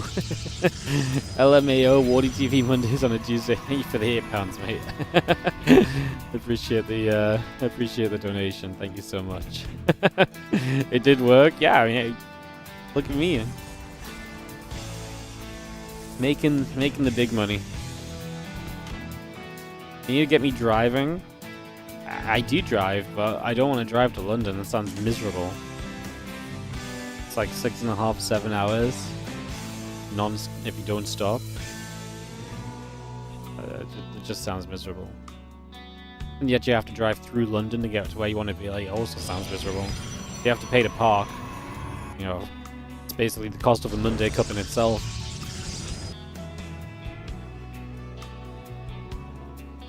It's just a long drive. I drive a lot of places. If it's like 3-4 hours. Anything more than 3 hours I don't really enjoy, so 3 to 4 hours is fine, but it's so easy for me to get to London because I get on a train and I just sit on a train for 3 hours and I get to do work and I get to organize some StarCraft and tournaments and stuff, and then I get off the train and I do my thing for the weekend and I did a bunch of work on the train. Like, it's really good, really. It's really good. So yeah, I will in fact continue to get the train. Proxy Robo. Yeah, there's going to be some aggression here from Classic. MaxPax has had a bad PvP lately. I think it's just fair to say. I wouldn't really come out and say it like that, but we're used to MaxPax having been this kind of champion of PvP, and recently he has been the anti-champion of PvP. Like, he has struggled against pretty much everyone in this matchup. So I actually do have him as kind of an underdog here against Classic, although I almost feel like MaxPax is kind of due to win a PvP, so maybe he'll just win anyway. But like, it just feels like everything he does in PvP recently has been an absolute struggle for him. So I guess we'll see how it pans out as we settle down here for a couple moments and get ready to go. A couple of devs gonna get whooped in the back. So that's kind of funny that the Classic just built a pylon here and he's actually gonna use it. The in-base pylon, and he actually just warped, like, not even hidden, it's just right in the back of the mineral line. I mean, it kind of makes sense because it takes some attention, and you ignore it because you think, well, there's no way he's actually going to use that, right? But then we warp in for adepts. Now, these adepts die, but not before they did some damage. 6 probes go down here. The Stalkers and the Sentry still poking from Classic, who has got just a lot of Stalkers and that Sentry ready to go. It's straight up 4-gate from Classics, just straight up pure power. It's going to be seeing the Stalker's going to work on the Cyber Core. That's nice because it removes some of the important units. However, MaxPax already has triple Void Ray, and I do think triple Void Ray is scary. However, we're also getting to a Stalker count that's going to be very impactful. He's got another pylon here as well. He's going to warp in even more depths. Because now the Void Rays are kind of focused at the front. Oh, we do lose the Sentry. Pretty high energy Sentry as well. And 2 cannons up. Man, this is an old school kind of defense from MaxPax. This is the kind of defense he used to pull off against these kind of shenanigans that people used against him a while back. He's going to lose a bunch more probes. I mean, that's definitely impactful. The Stalker count, got to be careful of the cannons, but I mean, we're very close to killing Voids. We've not killed one yet. One of the Voids pulled back to deal with the Void Ray that's still, the pylon, sorry, that's still in the main. One goes down. There's no Warp Gate, right? From MaxPax, there is not. It's just Void Rays, so killing the Gateway is not actually that impactful. It really is a Void Ray focused defense here, so like I say, gotta kind of pick and choose your battles carefully and cautiously, as the Voids will still gather up. Just gonna see those couple probes coming through. Twilight Council and the pylons coming about. Stalker's gonna poke on the Gateway once again. Your Dabs are gonna take a shade forward. The Void Rays and the Stalker coming across. Look to maybe try and play a bit of defense over here. Stalker's still poking. Gateway's still taking little bits of damage so far.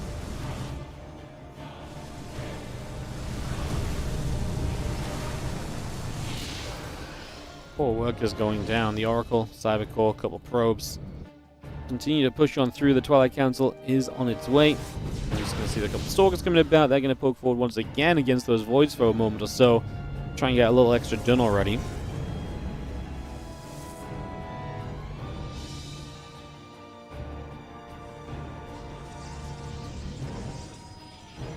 That's just going to try and go into Blink, but by the time he gets Blink, MaxPax will have at least an Immortal out, if not 2. I think by then it's just going to be way too late for this to ever really look good at all, to be honest. So I do not love these for Classic. It is looking like MaxPax is going to power up in this opening game, and like I say, looking very good for a 1-0 lead. MaxPax defense so far. Well, Oracle going to activate for a few probes here as well, which is just a pain for Classic, not something you can really allow to have happen at this moment.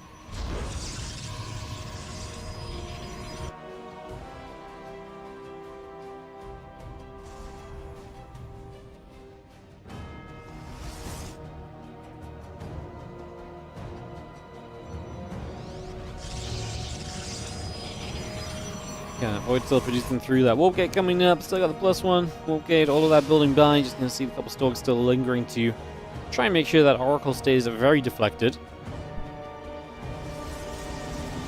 Of course, that's less Stalkers over here to try and utilize the Blink. Classic has half a shot here still. What? I don't know what that Blink was, but I think he has half a shot here still. Because let's face it, if you can Blink into a good position, it's a lot of Stalkers. It's enough Stalkers to one-shot some things. I'm not going to say it's impossible for Classic. I'm not putting my money on him. But I'm not going to say it's impossible, as he's going to take out this Gateway. Obviously, still just one base. His opponent's still without a Warp Gate in sight. It's really just Stalk, Void Ray, and Immortal comboed. Going to come up here. Nah, there's no way. There's just too many tech units to get rid of. The Stalker's going to die way too quickly, as we're going to try and Blink up again. That Immortal is shredding from the background. Classic says GG. This was really a Hail Mary kind of effort, an attempt, and it works in MaxPax's favor because he defends it. So GG's, and that will wrap up that as we round out game number 1 of the semi-final. Classics 4-gate does not work. Heading to game 2 here in just a second, as MaxPax hosts the lobby already for us.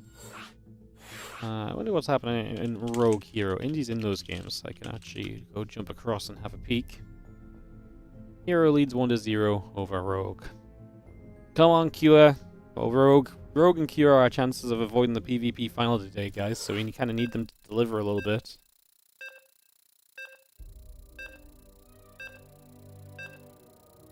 Am I without any grace? Yeah. Blinking into the lobby, I like that one. That really was a blinking into the lobby. As a blink into the score screen. Alright, let's jump into game 2. As we will start with the player who takes the lead of the best of 3 in the top left corner. In the red, it is MaxPax. Still representing Storm Gaming.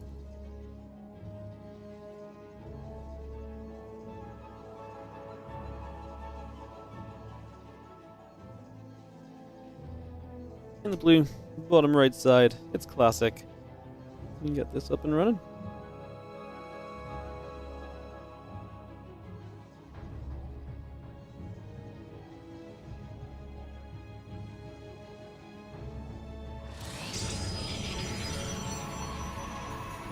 Low ground gateway from both players is very funky. So interesting that they both choose to go low ground gateway. Are we gonna just see expand versus expand is I guess my question then. Is Classic just saying he doesn't think he can break through the expansion of his opponent, so instead of trying to beat him, he will just join him? Definitely what it seems like to me.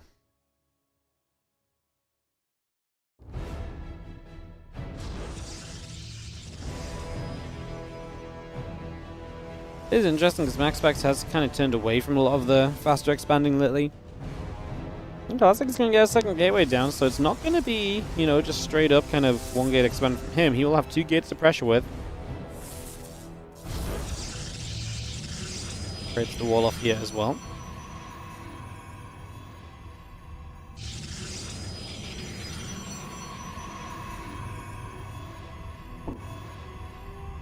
Then those gates coming up. So 2 gates from Classic, and they'll be able to get across the map quickly because they're built on the low ground. I'll see what he goes for. I mean, it feels like you're probably going to build Stalkers, right, to get across the map and really poke, unless you just feel like that extra speed on the Adept is going to be super substantial. I feel less believing about the Adepts than I do like Stalkers, I think, because I think Stalkers really get across the map and are able to poke, whereas Adepts... I mean, if your opponent walls off against the Adepts, then you've just built these kind of forward gateways for not really much purpose, and maybe just walls off a bit faster. So I like the Stalkers coming in quickly. An extra gateway already out on the map as well, so that's going to be gateway number 3. And the pressure will begin to pile up here in the next few moments, it would seem. Stargate coming through. Next is about to complete. One Adept gets in from MaxPax here to go and get rid of this probe, which has been scouting, so... gets that into the game and gets that after the probe. He will clean that out. And now Classic throws down gateway 4. So we're just going to 4-gate again. So he's going to go for the same vibe of what he did in that previous game and just believes he can actually make it work better this time around. So here we go.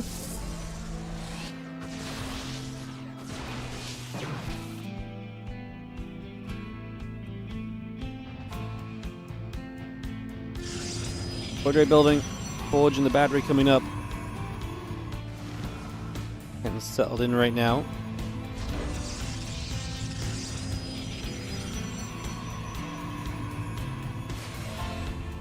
That's going to shade a few Stalkers. Going to come poking back the other side here just for a moment of the sun. Obviously, the 4-gate will begin. Trying to get some damage in early. Battery. Getting a few more shots. The Adept stepping through. Again, the few Stalkers doing a good job of just poking back the other direction, trying to keep things away for a couple moments. The Voidray going to activate though, and those Stalkers going to get chased forward for a second, and now we'll have some more pressure on this wall off. First cannon coming up. Yeah, it's interesting that this is MaxPax kind of basically returning to the initial defense that he ever had for this, with the Forge and the cannons, and so this is not something he's been doing a lot of recently. It's been like a hot second since we've seen that kind of be the factor. Classic continues to step in aggressively. Second Voidray going to make it harder for him to stick around here, especially as both those Voidrays activate there and they get a Stalker too, so prismatic alignment good, and like I say, one Stalker at least going down. Every Stalker you get rid of is a step in the right direction, slowing down this attack and just halting it in its, place. Look underneath, that's going to get after these Voidrays. Not a lot of battery energy left. That Voidray really ran though. When we actually kill this off, we're going to turn onto the new battery.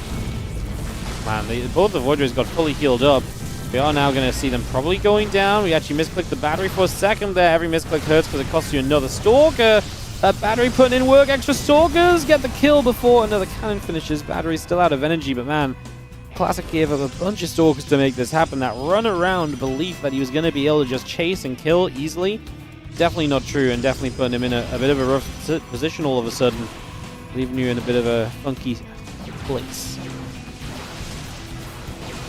Stalker's still hitting at that Void Rain. We are going to see now the Cyber Core is going to get chipped through as well, so we continue to keep that up for a couple of seconds here.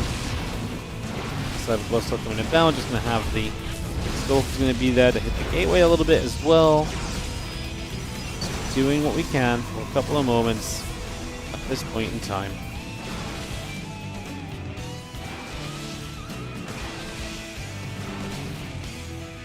Well, Voids wanted to step through, and again, going to have their way of things. Just going to see the Stalkers will continue to ping back and forth, and again, what's nice is we're starting to break down some of the wall off, and by breaking down the wall off, what you basically allow to happen, this is an expensive moment for sure, but what you allow to happen is you have more space to kind of work through, right? So you don't get halted by buildings or structures as much.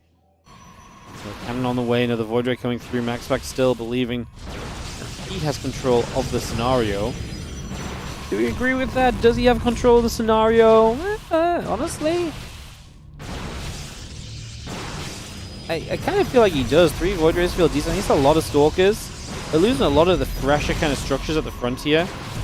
Obviously, if you keep building backward, the problem is eventually your opponent kind of breaks through you at the front and gains ground. But in this case, maybe building backward would have been the better idea overall.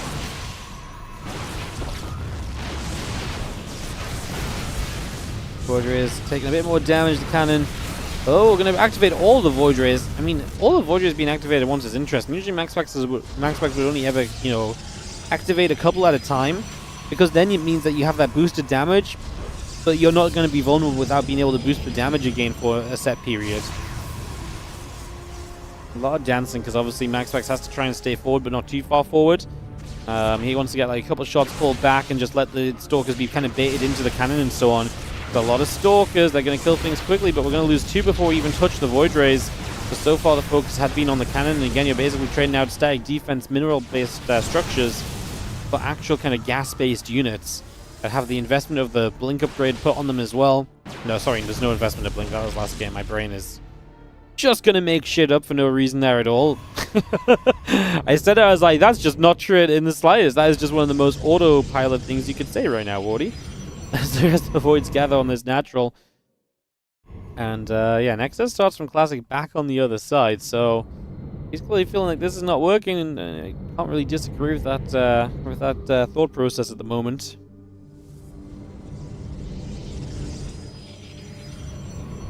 Some kind of old school MaxPax guys, like I say, you do not see the Void Ray cannon defense as much anymore.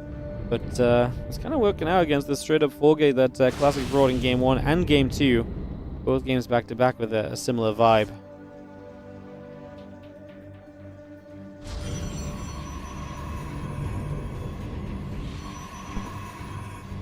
Oracle Wolfgate Immortal building up right there. Twilight Council still coming through. Nexus is on the way. Just going to see a hallucination sending itself forward as well. Try and see what else is going on.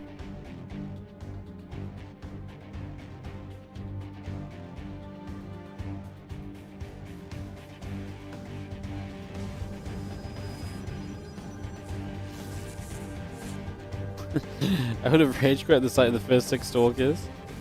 I mean, just the difference, the MaxPax difference, I guess. The MaxPax difference, for sure.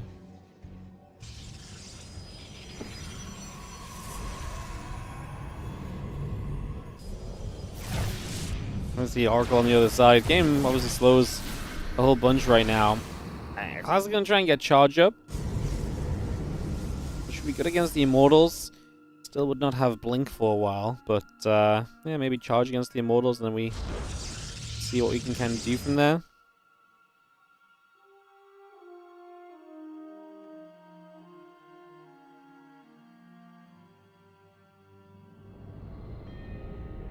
As the Voids gather up.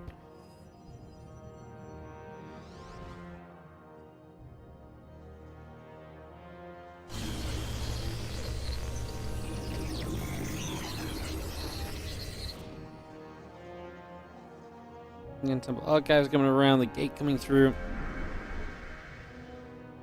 It's gonna see this Oracle, gonna float over to the sides. Charge against the Void Rays. I think he's more concerned about the Immortals. I think he actually believes he can deal with the Void Rays with the Stalkers, but he needs to be able to deal with these Immortals. And the Charge Lots do allow him to do that. A little bit, at least. It's just not enough. Yeah, I think it makes sense. I actually think the Immortals are the bigger fear factor, because if you get rid of the Immortals, maybe there's a way the Stalkers make it work. But if you just go Blink, then you're never getting rid of the Immortals, right? Like, you just can't blink in after Void Rays if the Immortals are there, so you've got to get rid of those first, so... Alright guys, apparently herO is still ongoing. It's 1-1. Let's take a peek at Indie's stream to see how this quarterfinal goes. This is herO 1-1 game 3. If Rogue wins, it's a Rogue Cure semifinal. As we know, MaxPax will be in the final, playing whoever comes out of that semi.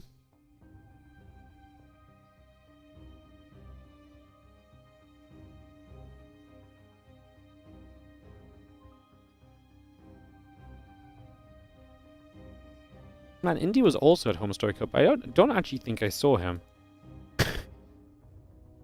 That's actually crazy. He was at a Home Story Cup. I don't think I saw him a single time. 'Cause he's obviously in his own little kind of Polish room casting. That's kind of nuts though to not see him a single time. That's so wild. We were like within 15 meters of each other, just never saw each other once.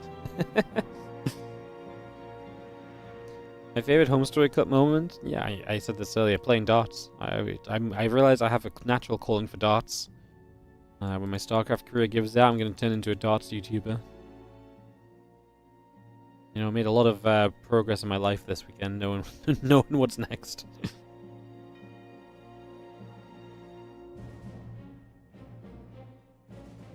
I'm going to say that flying all three of the Oracles over the Hydra is probably not ideal. Rogue was like a split second sooner to attacking, he would have had all three. One survived, but even still, losing all the Oracles sucks. Rogue going to start an Infestation Bid, as he also has just the melee and Bane speed on the way up, so getting a lot of just the Lean Bane Hydra setup going, but is already thinking about the Infestation Pit for tech as well, which is kind of intriguing. That he's already kind of going that when you don't really need to straight away, so see what comes of that. Am I good?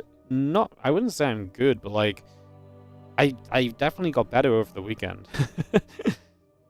By the end of the weekend, I was able to throw them all in a pretty, like if someone said, oh, hit a certain number, I'd be able to get very close to it very quickly.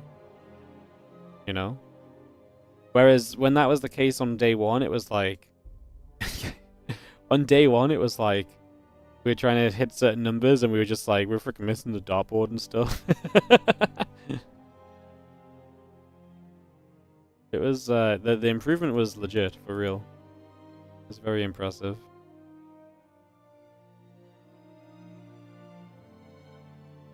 Mild darts addiction.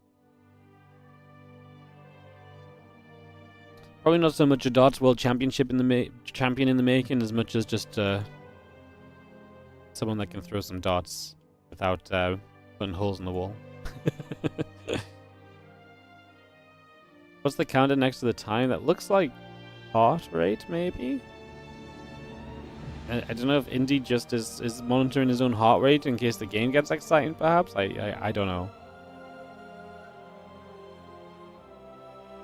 No sound effects. This is Indy's stream, guys. We're just waiting for him to... He's in game with the quarterfinal that was underway already, so... a couple storms there, though. Hydra's going to take some shots. And we are going to see the High Templars and Oracle and so coming through as well here currently. So just getting all of that up and running.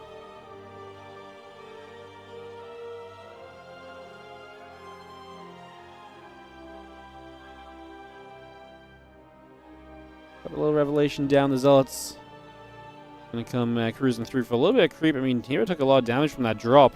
I do like where herO's army is going to, though. I mean, his army looks very solid, but he's gonna have to step onto creep here to fight and creep with Hydra, Ling, Bane, and they all have their speed upgrades and everything. Like, Rogue has a lot of potential. He's also going to counterattack with a ton of Lings right away.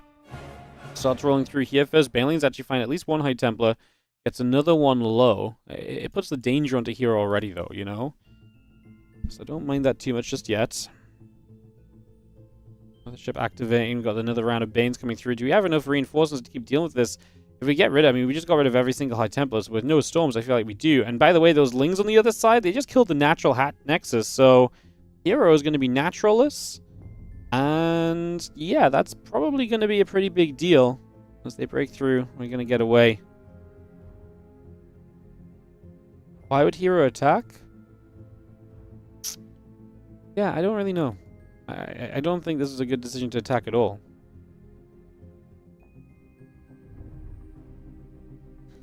We'll just get after those zealots. We are going to see Hive, the spines, the few extra Lings coming about, plus 2 melee coming through too.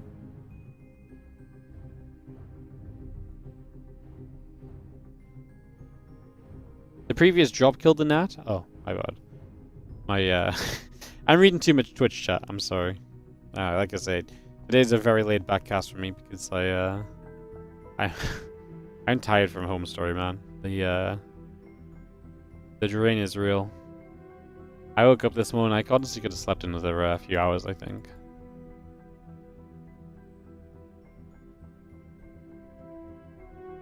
I think he restarted and the Lings cancelled. Yeah, but I didn't call it getting killed by the previous drop, to be fair, so my mistake either way. Did I try a big gay pizza? Yeah, I got 2 slices. It's rough, man. Big Gabe makes pizza, but like, it takes a long time to make pizza. It's so hard to get like I've never had a full Big Gabe pizza. Big Gabe pizza is more of a treat than it is your meal, you know. It's tough at Home Story, man. What can I say? Work to the core. You get 2 slices of pizza in the evening. Ay. Zell's going to counterattack. I mean, this is going to be a nice little grab. So that's going to work pretty well, honestly. So that part goes decently. Bane's going to roll that way toward this mineral line, and herO has to respect it. As I mean, herO's army is good at least, right? The composition is there, and are we worried about Rogue's army at all? Yeah, like it shouldn't trade amazingly, but then you do have the economy kind of behind this to kind of back up and kind of be okay anyway, right? And just kind of rebuild. I like the Ultra Cavern. I think that's a smart addition at this point.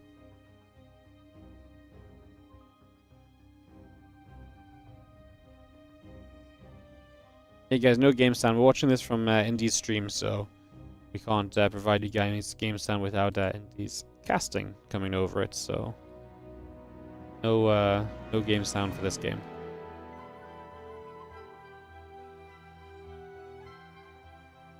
Couple Lings get through there. Storm is good. Getting some damage done. Burrow still coming up. The Ultra Cavern coming by.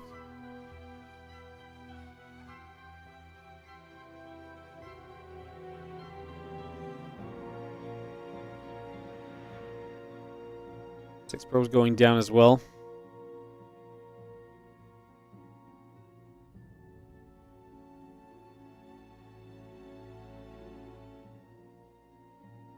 Lurker Den is building up on the side of Rogue, by the way, so building that Lurker Den up. We do see a few drones going down, so herO still finding some harassment here in this game 3. Supply is still not max for herO, though. It feels like Rogue should be kind of looking to fight. Like, I get it, you're taking up to the Lurkers and so on, but if you're not fighting now, you're kind of giving your opponent something of a chance of getting back in the game, no? So, it might be nice to see him actually getting a bit feistier, but like I say, it's kind of weird as well because your composition will get better if you get a Lurker Den up and then upgrades ready. But you're going to improve your composition while allowing herO to max out on his own composition already looking great, so...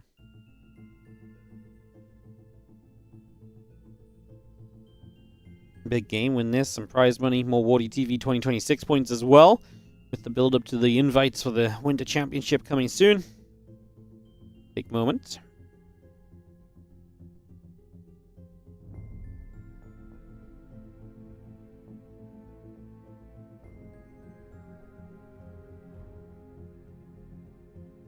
On Templar. And the Tempest back to the top side. Just going to see the +3 missiles, +1 carapace coming over. Spires on the way. I mean, you kind of need them against the Tempest once they get to higher numbers for sure. Usually when you first see Tempest, maybe getting a Spire is a reasonable idea unless you're truly planning on attacking super soon. The problem I see is that this means that Rogue is going to take even longer to then actually attack herO. because he's going to wait for the Spire, maybe trade a few units, then get Corruptors. But there's a long time still before Rogue is genuinely going to say, hey, let's do this, you know, let's fight, let's go. And like I say, that part kind of concerns me a little bit. Top Rogue's going down, the Bane run-bys continue, and they do look decent for the most part.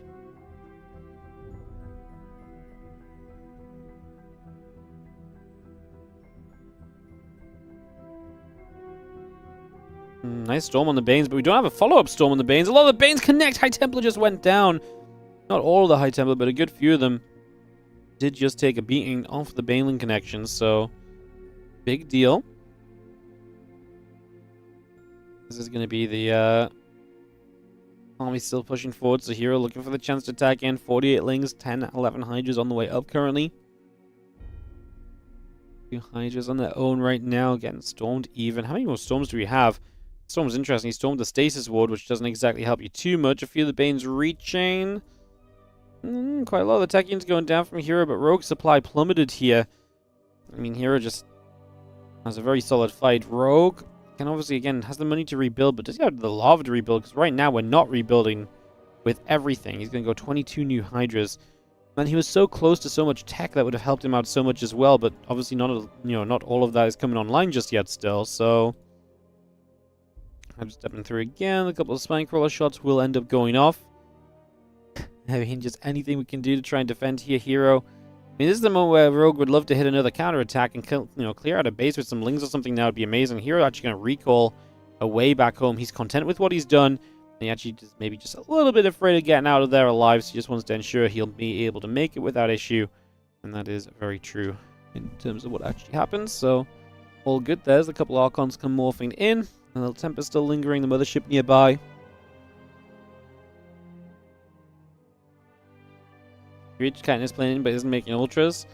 Yeah, I mean, I don't know if he just felt like he didn't have time to make Ultras in that scenario as well, though, because I think Ultras was something he was like, oh yeah, I'm going to make a bunch of these when I'm rich, and now he's never really gotten to be rich. He's going to catch the Zealots in the bottom right, but the main army is moving to the left side. It looks like Rogue's just going to evacuate that base immediately and not try and make a fuss of it. Which is probably the right call. Just give that base up, just get on with your life in another way. Fight for another day, basically, as a couple of Banes crash into those Zealots. And herO's making carriers now. Rogue needs desperately to kind of get his Techia units on the field.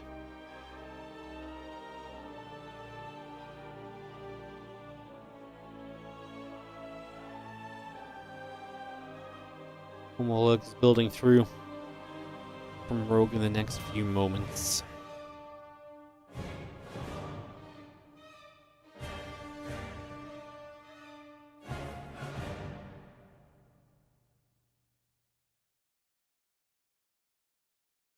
And he's going to step through. One sword going down, a couple of Banes rolling in. Don't do too much. Couple of Zealots on the upper left side. Also going to be firing. Lings will fight back.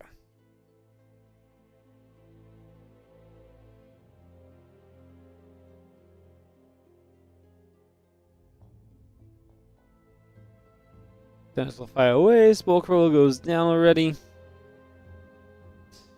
I mean, that's the thing, is you can just sort of sit here and chip away as herO now. This game looked so good for Rogue earlier on, but it's definitely slipped heavily from that earlier state. We're still pushing. Immortals and the rest looking to fire through as well.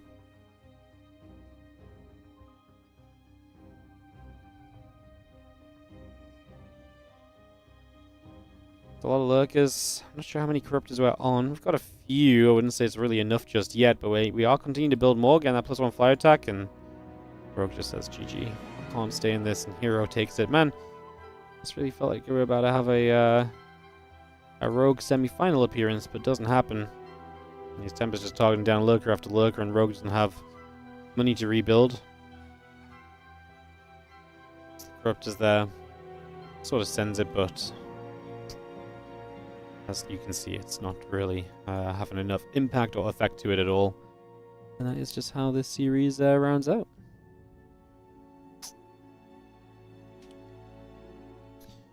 Guys, I know there's no game sounds I mentioned it 4 or 5 times already during the casts.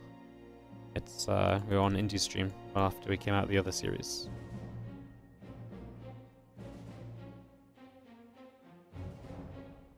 But we are going to go into our semi-final number 2, which is going to be Kira versus herO, and then the winner plays MaxPax. We'll hop on over to Korea and get ready for Kira herO.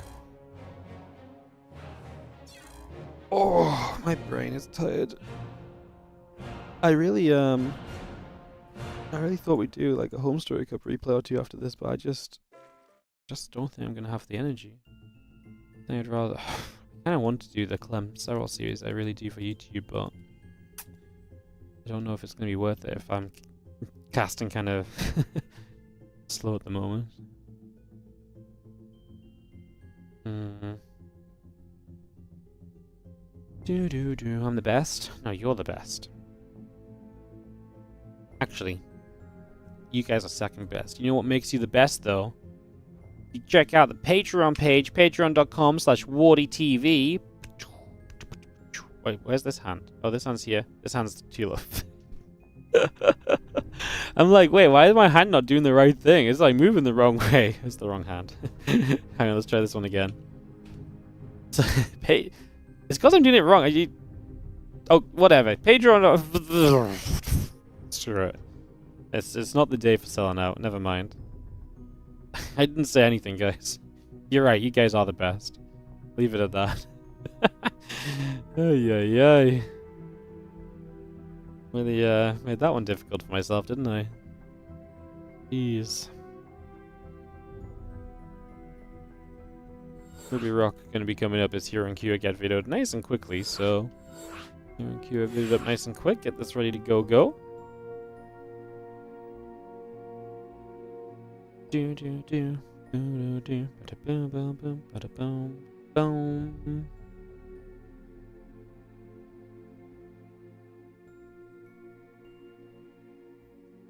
Alright, players are here, so obviously we're just going to yap on a little bit and then get ready to kick this off, guys. Isn't there a sellout button for times like these? Yeah. Oh, that's the Void Ray one. Have you heard of Twitch Prime? You can support the stream right now with Twitch Prime. Don't forget to also follow the stream, subscribe to me on YouTube, give me money on Patreon, donate directly, and cheer in the chat. And don't forget to gift all those subs so we can hit that level 5 hype train. Unfortunately, guys, it's one of the last times you're going to hear the sellout button because I bought a new audio interface. So I actually will be getting rid of my Go XLR, and that means that everything I've saved on it, like the Brewer sound and stuff, I don't even know where those sound files are. Maybe I can find them and save them somehow. But I have a new audio thing that I'm going to be using soon. I just need to find a day to set it up or so. So, yeah, that'll be happening soon, which is exciting because there's a couple of audio issues on the stream. Not everyone might hear them, but sometimes stuff just goes weird. I genuinely think it's all just going to get solved the moment we switch it up and move on over to this new one. So that should be very cool. Thank you, Jaguri2, for the Prime sub. Appreciate you. And thank you so much over on YouTube, Mysterio, for the 10 months. Don't forget about YouTube memberships. Yeah, no, the sellout button, the sellout sound bit was made probably like 5 years ago, so a long time before I had YouTube memberships as well. So yeah, I will, if we have to re-record it, I'll make sure the YouTube memberships are in there as well. We could just do a full one for YouTube in general anyway. You know, just be like, oh, how are we going to do this? First of all, Leminas, thank you so much for the 25-month resub. Yeah, we could just be like, I'm still thinking. Pigeon Post, thank you so much as well. 6-month resub on the Prime. We could just do a YouTube one where it's like, do you hate Twitch? Do you prefer YouTube? If so, you are in the perfect place to like, subscribe, and if you're feeling so ultra generous, you too can be a YouTube member. This was not it, but like something similar. I'm sure we can make a YouTube specific sellout sound as well. I'm pretty sure I can put sound bits on my new audio thing. I just need to, like I say, figure out how to record them or where to copy them over from and stuff. So yeah. Just need to figure that out. It should be possible. This is why I just need a day to figure it out, though. The swap over. I think maybe next week.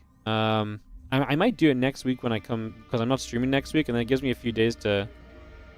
Maybe I do it next week when I'm, when I come back. Or maybe on Monday as well.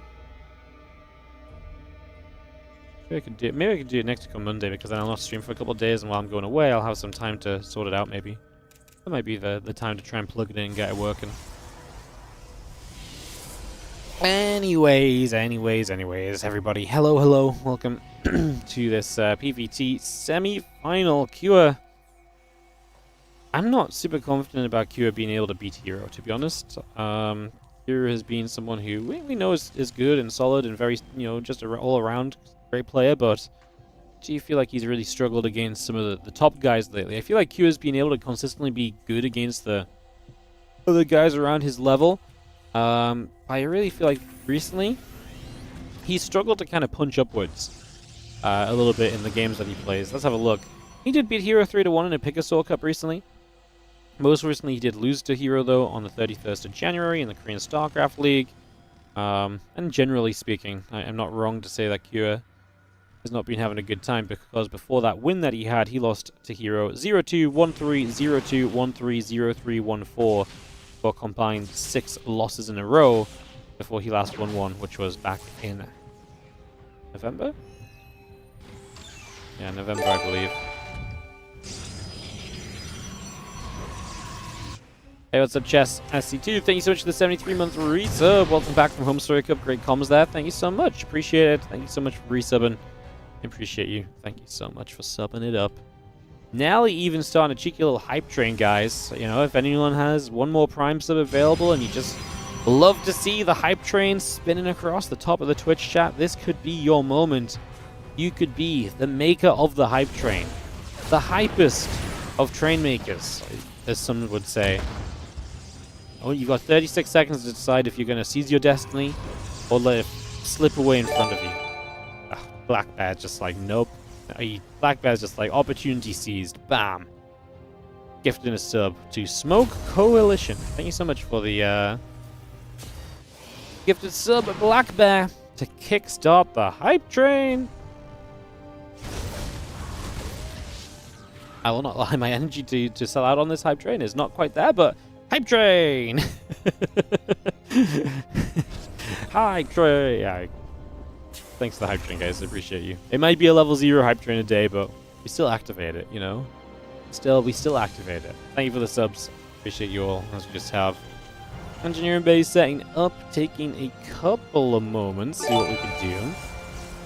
A little dance would be nice. I have got no little dances within me. Yeah, maybe if you wanted a little wardy dance, you needed to be at Home Story after the vodka Red Bull hit on Saturday night.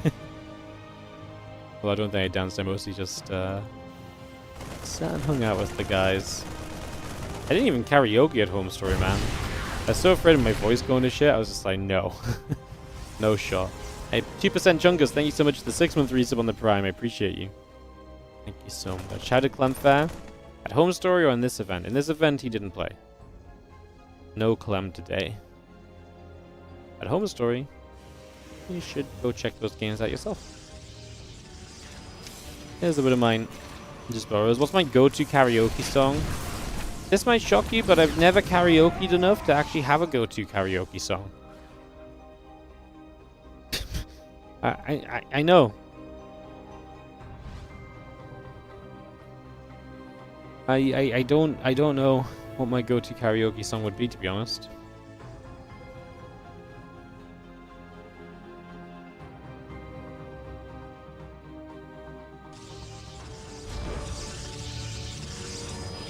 Shocked and dismayed. people karaoke outside the movies. Yeah, man. Hey, Take TV, apparently the karaoke part in Take TV is so popular that people were begging to be allowed into the venue to karaoke even without Home Story Cup tickets. Crazy, I know. Are you going to shoot? This is a pretty solid push forward, but I think herO's doing a fantastic job of fighting back in a situation where he knows he's in a little bit of trouble and he probably feels like he can't really fight right now. He's doing a great job of trailing back, giving herO a bit of room to work with, but not allowing him to kill very much. I'm actually pretty impressed by herO's control there. I mean, not necessarily by the control, but I think by the decision making of just being like, okay, I don't have this, you know, like I do not have control of this situation, but I'm not going to try and press too hard and put myself into trouble. Instead, he takes the lighter approach and the smarter approach, and gets to this point now, which is going to be where he actually has a second Colossus up, and then he has a much better chance of survival.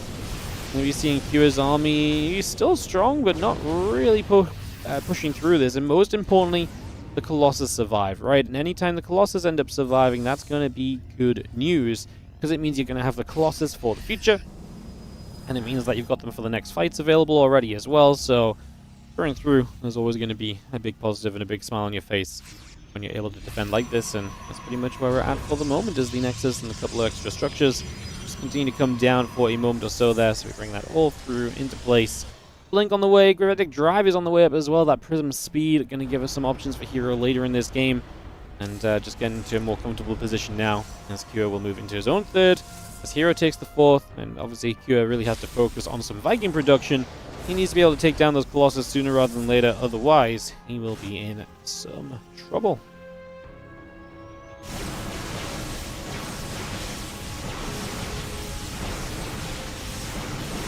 Stalker Colossus, I'm going to fire away. +2 attack coming up, extra Zealots coming by, Forge in the gateway still building, the Vikings will get to the center, and again the +2 attack and the +1 armor upgrade will continue to come by.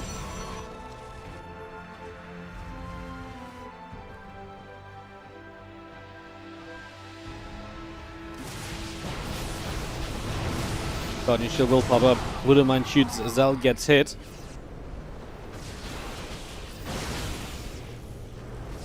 Will fire, Marauder taking some shots, missile turret on the Prism again. Flies in around the back, the Zealots are going to get in after those SCVs. There's a lot more Zealots coming in, 9 Zealots straight away, but the Vikings will say no, and they knock that Prism down. Thermal Lance putting some work in, 19 SCVs killed so far, Vikings still chasing Colossus. Chased, killed. I mean, we lose a lot of SCVs, but herO loses a lot of army supply. herO should be looking to get straight across the map. I didn't realize, by the way, no thermal lens yet from herO. As this Colossus goes down too, so even more going down from this attack. Does herO actually have a way to defend this? Disruptors in production. 1 disruptor out. He is so reliant on these disruptors. Fortunately, this bio is hurt just from stimming, and so the bio is in a little bit of a scary place. Needs to be cautious. You don't want all of this bio just to fall down dead instantly, right? You got to be, like I say, a little careful with this right now. So that's going to come back through. The Stalker and the Disruptor coming over as well. I'm going to fight back the other way. Disruptor shot landing for a couple of Marauders here. Taking those out. Now the rest of the bio stepping forward again. Getting toward that Nexus once more. Disruptor fires once again. Doesn't land. And herO looks as though he might have enough to kind of break through here in this game 1. A couple of the Disruptors resettle themselves to the center, looking to try and get forward just initially. Disruptor shot will fire through as well.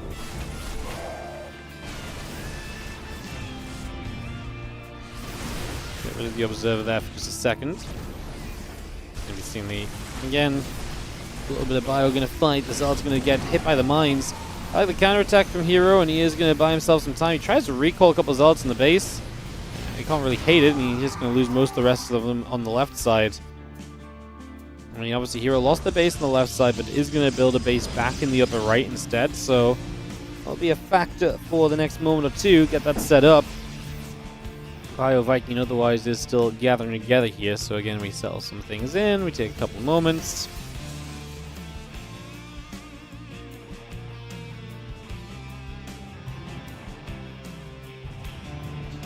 And a few more barracks coming up, Marine Marauder all coming through. Spear attack upgrade coming about as well. Wouldn't mind going to land onto a couple of Stalkers there initially. Not going to find too much.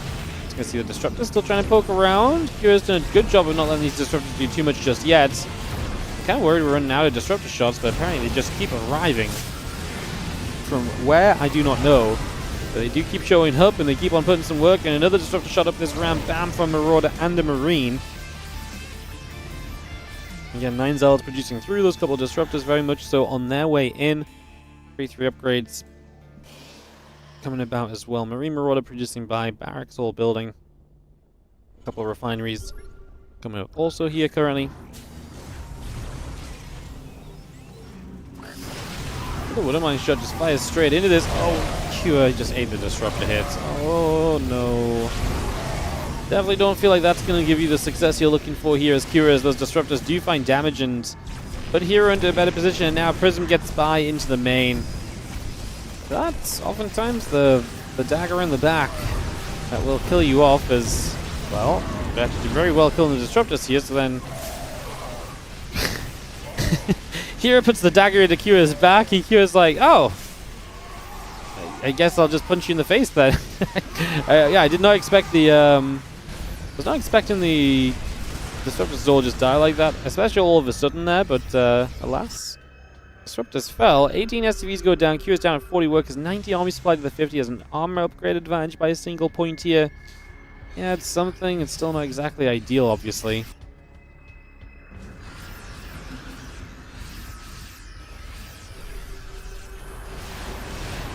Get rid of this observer up in the sky. Bio Viking still gathered up for a moment or two. 3-3 upgrades coming up as well from QS. So he will again be okay-ish on the upgrade scenario. He is going to replenish a few of the SCVs, try and get some economy back on track. herO's made it back to 5 bases as well, however, so his eco is definitely back on track from where it's been taken to. Obviously, it definitely had a couple of dips in this game, a couple of drop-offs. Now we're going to see the Biostimon over to the right side. That's going to be a Nexus that gets jumped on almost immediately here.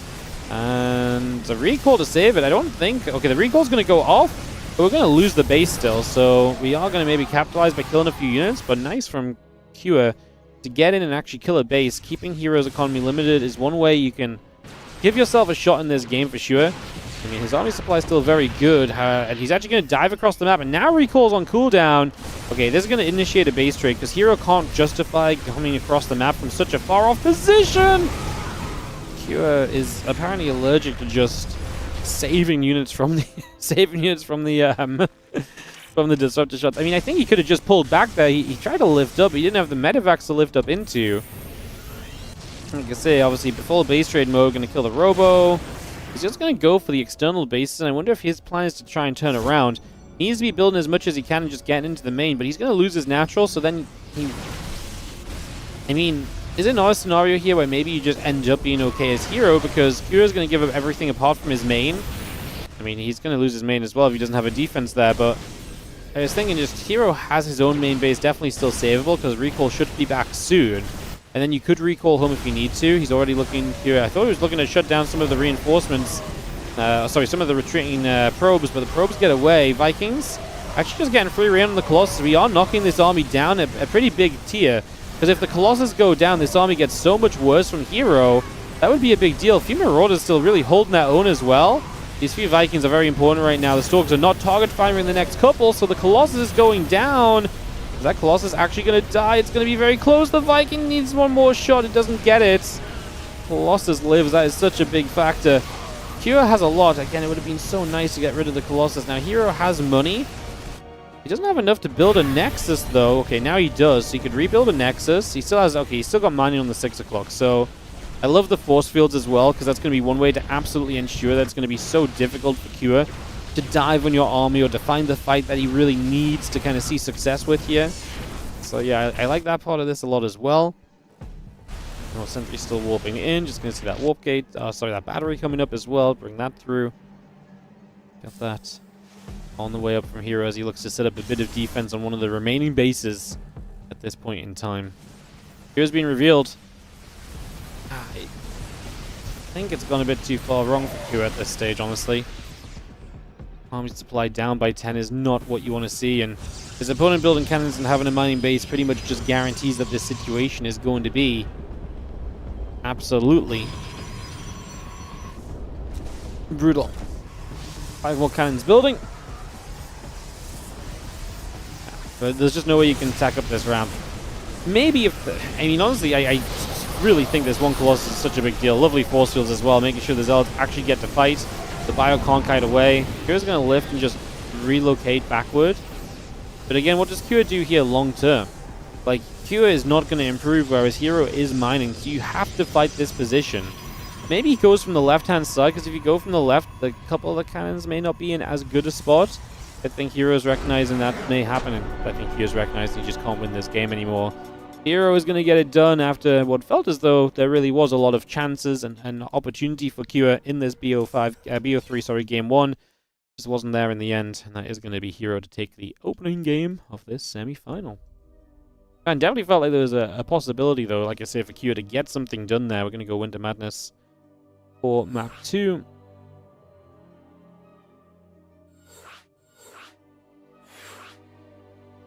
Get ready to kick this off. GG's, go-go's getting called. Get this on the roll here in just a couple seconds. And get this this beginning. And hello everybody, how you doing? Thank you for joining us here for some WardiTV Mondays action on a Tuesday. Getting back into the swing of streaming this week. We'll be live most days for the next week or so. Then I'm going to be taking a 6-day break. But then when we come back, we'll be live for the majority of the rest of February and into March. Going strong with a lot of tournaments planned. A lot of cool stuff as well. Team League is coming back very shortly. So we're going to have Team League on the way. We're going to have, on top of Team League, we will also have... On top of Team League, we'll also have the WardiTV Winter Championship starting up soon. Obviously, the 2026 series in general continues. We will have more info on that for you guys. We'll have a proper video soon. It's not going to be like a crazy video. It's just going to be me talking through the system and what you guys can expect from it all, etc. I'm just going to be making that up at some point. So yeah, I just got to get that made. I plan to make it after Home Story, but it's only been a day so far. Chinese Team League? No. WardiTV Team League. Back for the first time since 2020. It's been 6 years since you ran Team League. And you know why I know this is an event that people are going to have fun playing in? Because when I was talking to a couple of people at Home Story, a bunch of them were like, oh yeah, but you remember the last time there was Team League and we played that match and this game happened? I was like, yes! That's what you like to hear when people are invested enough to remember their games 6 years later. Cool format, I like it. So yeah, WardiTV Team League's making its return. Very exciting.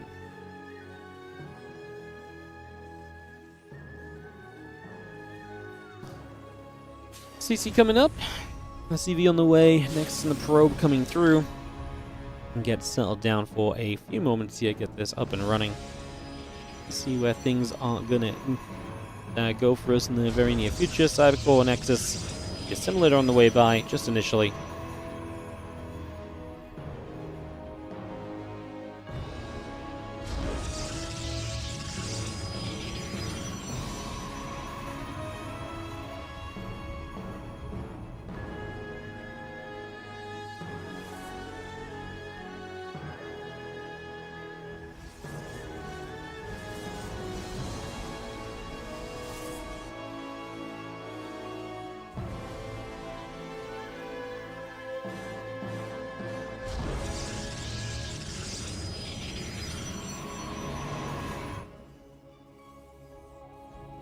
Because of shells on the way up, Marauders coming through. Got the barracks and the command center building by. Sentry in the warp gate. Coming up as well right now from herO. So we just bring that straight into play. Again, our batteries will build on by. Just going to be seeing a couple of probes coming across a single time.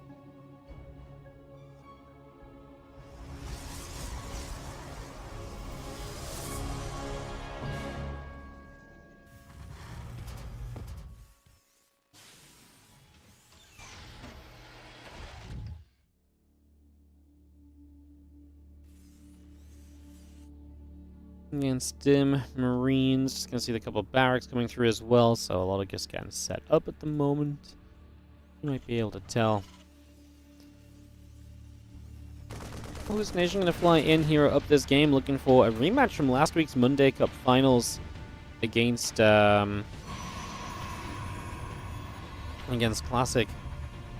Looking for another of those this week, as we've been seeing. Stalkers in the center, just gonna shoot there. Marauder will go down.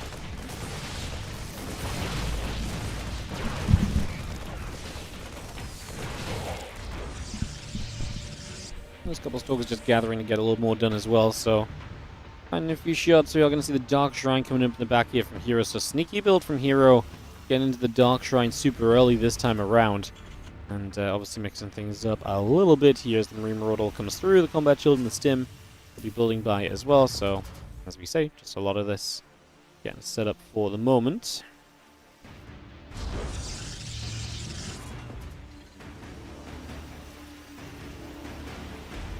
Let's see, he comes across, Depot will take position. Again, the +1 attack on the Forge coming through as well, getting that into place. And again, Stim Pack on the Combat Shield building up as well. Marine Marauder still producing, Dark Shrine in the Gateway coming up as well. Continue to get that on the way here, just for now. Get that into place.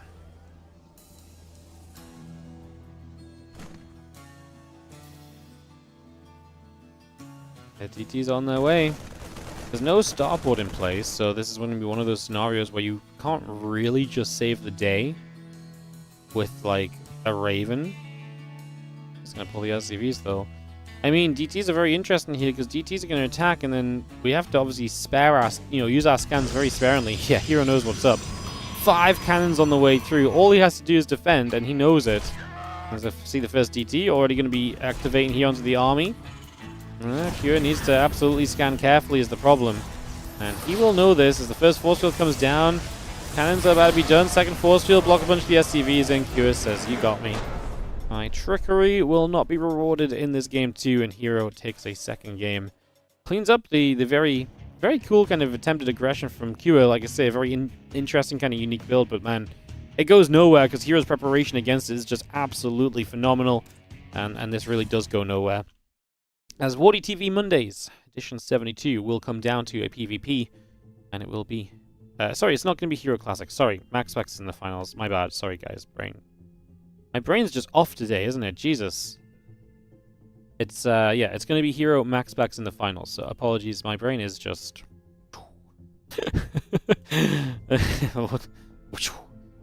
Brains are gone.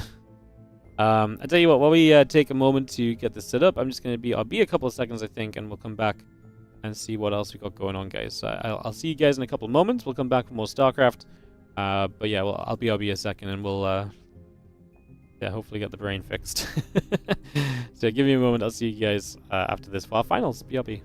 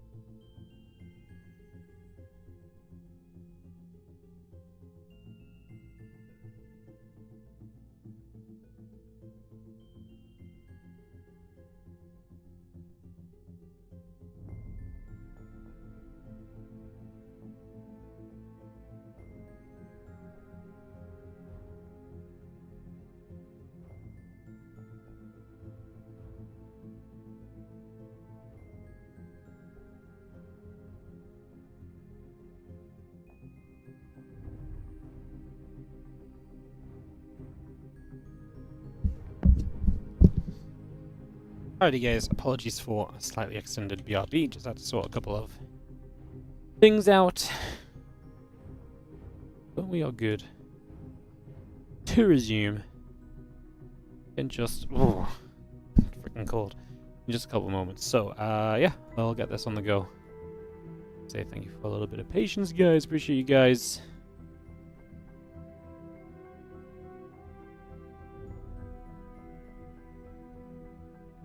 Boom, boom, boom, boom, boom, boom, boom. We're just waiting for herO and MaxPax to be done vetoing. So yeah, sorry, for some reason I was saying herO Classic rematch, and then obviously it is herO MaxPax today.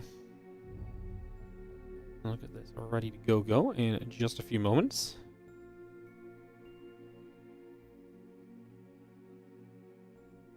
And yeah. Kick this off momentarily. See more action. Very, very exciting. How you guys all doing? How's everyone feeling? It's so cold today. It's so cold.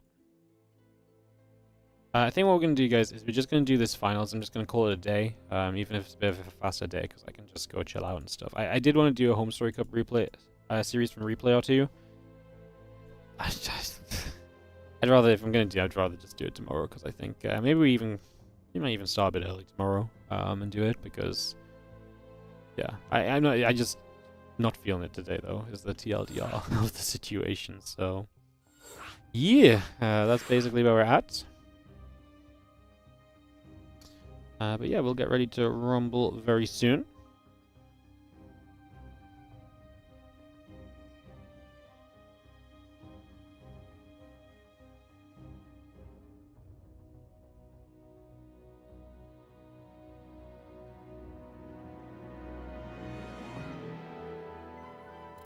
Do do do do do do do.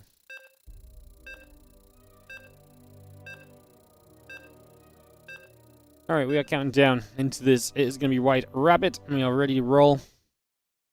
Let's get this party started as we go into herO vs MaxPax Best of 5 finals in today's WardiTV Mondays edition 72 on a Tuesday because of Home Story Cup over the weekend.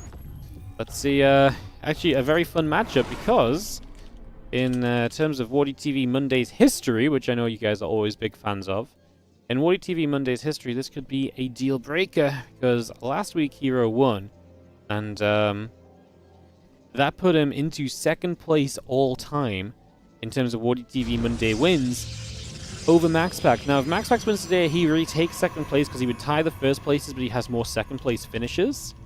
However, if herO wins, he would take a 2-win lead over MaxPax and put MaxPax into a world of disarray. Third, truly would be third placed in the all-time Mondays history, which, like I say, has that ever happened before? No. But it's actually kind of a big one, because in terms of history and stats, this actually will separate them, and it would mean that if herO wins this as well, he would be catching on Clem. Clem has always been the leader since he first took the lead of this entire series, since the first couple of cups. Once the lead got established and so on. Clem has always led the Monday Cup win count bracket, so yeah, it's gonna be a fun one here. As there's a lot on the line, as they say, a lot on the line for the guys who probably don't care about any of that stuff necessarily, but I do. I do. All right, let's get into this. Let's see what we have for ourselves here. Game 1 of this best of 5 series, White Rabbit is going to be our map to start us off.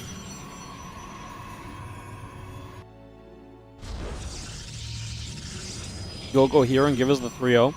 When was actually the last time MaxPax beat herO, I wonder? Because recently I really feel like herO has had MaxPax's number through and through. And then MaxPax changed his number, and herO had it again. But that's apparently not true at all. MaxPax actually beat herO the last 3 times they met. 2-0, 2-1, 2-1. Wow. They've not played in a WardiTV Monday since the 5th of January, though. So they've kind of avoided each other for a few of these events. herO did win there. Then herO won back-to-back in Monday Cups. Yeah, so in my defense, what I'm thinking of is maybe a bit more of my own events, whereas the reality is in other events, MaxPax has been getting some wins against herO, so Yeah.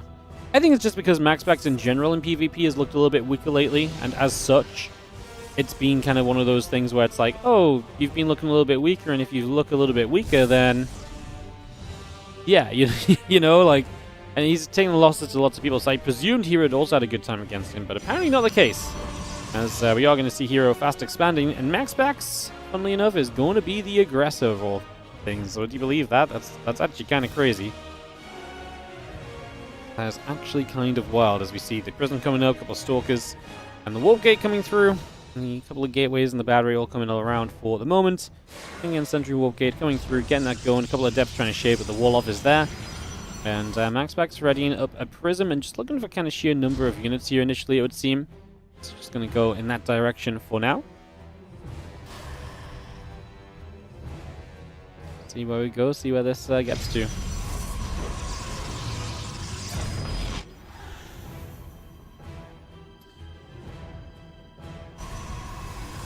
Prism showing up, a couple of sentries coming about. We are going to have the Adepts threatening to get in here, but I don't think they should commit with the battery finishing and the sentries nearby. Okay, they can commit because they've got the prism to evacuate them, so that obviously makes perfect sense. That's fine.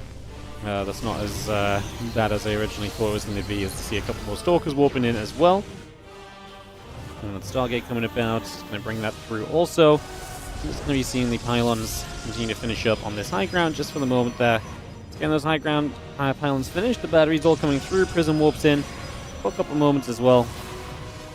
So just seeing the Stalker, the Mortal Sentry gathering up, a couple of those Adepts gathering in as well.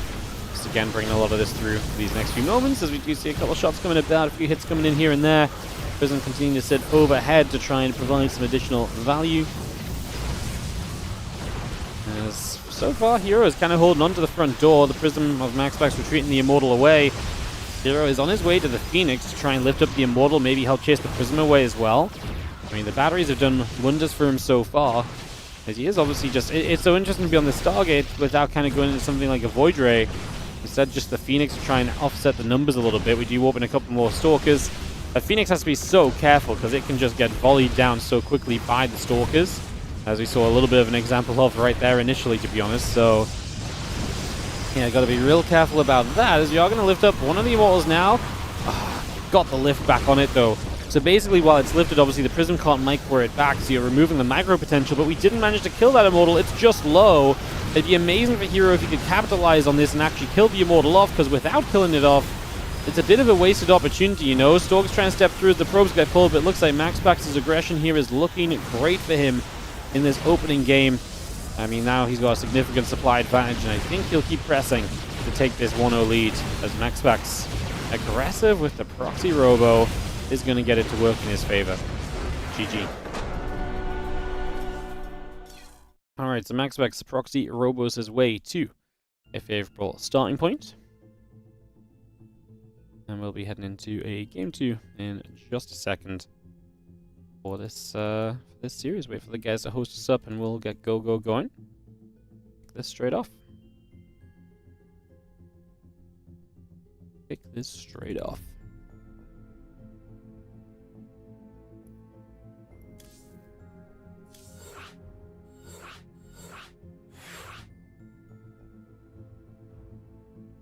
Immortal save was clutch. Yeah, it really just nullified the entirety of the Stargate, like you say. The Phoenix was worthless. And then you've just got that Immortal's just staying alive. Like, everything you did to kill that Immortal was just damage that never actually saw the light of day in terms of being successful. Because that Immortal was then never in danger again. So it's not like the Immortal was low HP, so it's like actually backed out of the fight. It just dropped in the backline and fired from there, right? So there was just like absolutely nothing gained from that scenario, unfortunately. Nothing gained. Sad, sad, sad.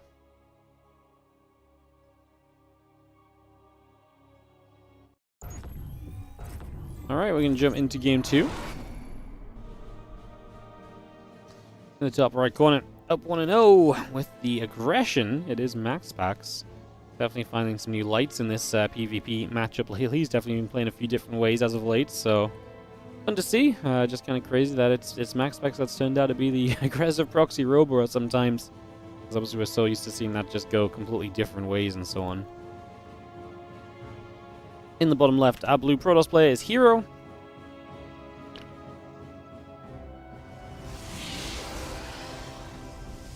He set up here for game 2.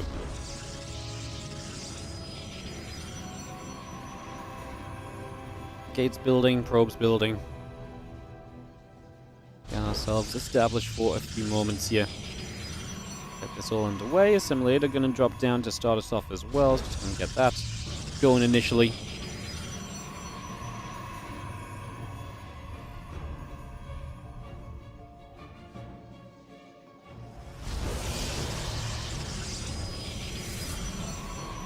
Should probably put someone's camera on who's... Oh, Indy's in here. I forgot Indy's been here today. What a joyous surprise. I'll follow Indy for a second then, as it shows the story of this game.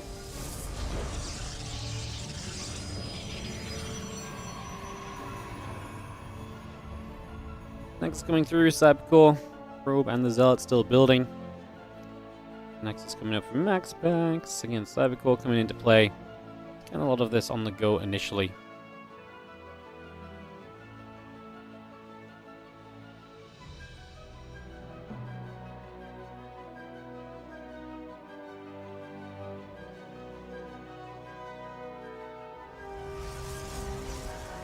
So Cybercore will finish. Nexus goes down. Again, the Cybercore coming through. Probe on the way. Nexus building from herO. The natural. Just getting a lot of that ready to rumble.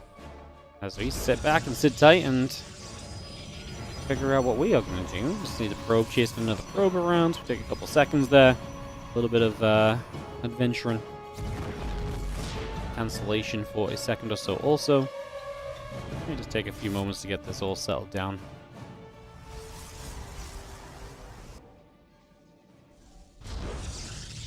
Sentry comes through, the hallucination gets chased away. It's just going to get pushed out of there also, so just going to get that chased on out of here. Like I say, pushed away for the moment early. And on we will go. Stargate building through, the couple of probes in the warp gate building as well.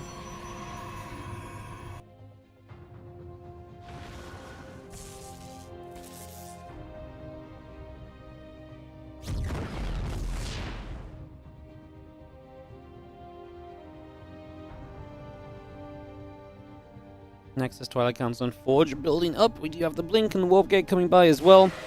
Obviously, expansion from herO, expansion from MaxPax. Just two different ways of doing it. The Stargate from MaxPax is going to give him those oracles to work with. It's going to be significantly faster Blink from herO, which kind of interesting, because usually when someone goes for this Stargate setup, like MaxPax does, their Blink is usually not too far behind. But in this case, it's actually going to be very far behind. So I kind of wonder what MaxPax's overall goal really kind of becomes here, I guess. I'm gonna be intrigued to see, like I say, exactly how that looks. Yeah,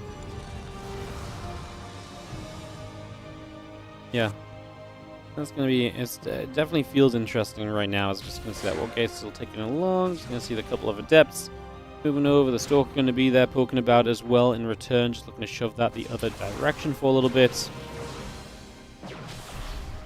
The Oracle going to activate onto this Stalker too, and the Stalker will end up taking some little bits of damage.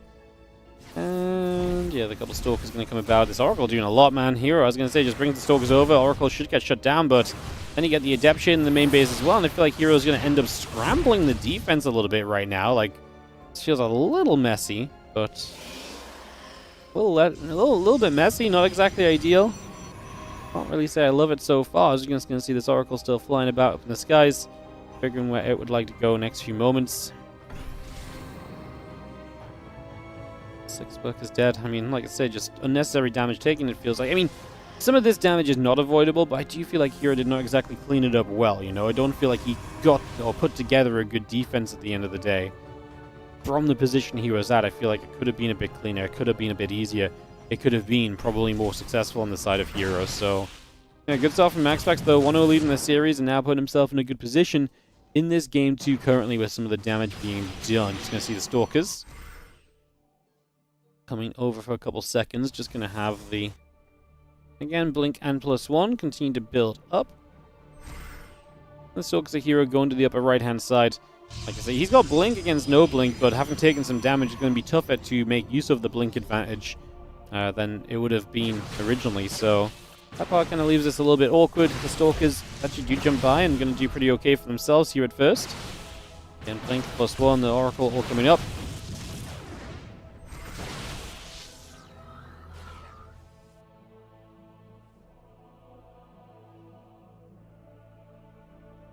Blink +1 coming by, a few Stalkers coming over, Probes coming up, Nexus on the way.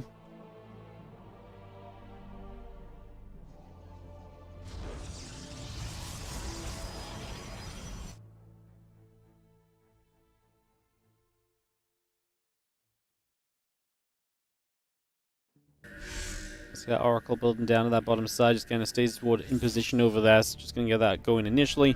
Stalker's going to move through that stasis, and then getting the +2 and the charge are both building up as well. Observer still building. Ourselves, the Nexus taking some damage. One Stalker. Right now they're going down. We do kill a sentry. Now we blink back in return, and the Stalker goes down. The Oracles still activating. A couple of probes being picked away at. But going to be a stasis ward landing onto the Stalkers and the Immortal right there, so that is going to be away at. A couple of probes going down. The Stalker's going to turn their attention onto the cannon. Cannon now gets picked off as well, and that pylon's still also taking damage. A few workers still dropping. 8 workers going down. 9 workers, 10. MaxPax is running away with this game, and hence this series at this point. 13, 14 workers going down. Make it 15. Make it stop, I think, is... this has just turned into an absolute brutalization of a best of 5 at the moment. MaxPax, maybe 20 workers ahead in this game number 2. With the 1-0 lead in the series, that is already verging on a 2-0 advantage. Not herO's day in this final so far. I feel like herO's been a bit off today, so actually. I feel like he had a rough time against Rogue, which is a series I think he usually looks a bit more comfortable in.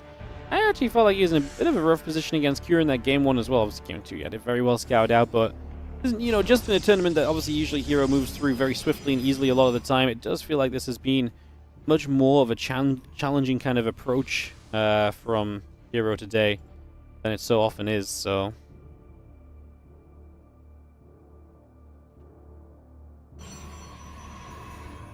I mean, the other guys played well as well, and that's, you know, also just a factor of this, so... keeping that in mind too. And let's just see, +2 attack and our charge, continue to build about. For now, the probes continue to come around, just gonna go back and forth a little bit.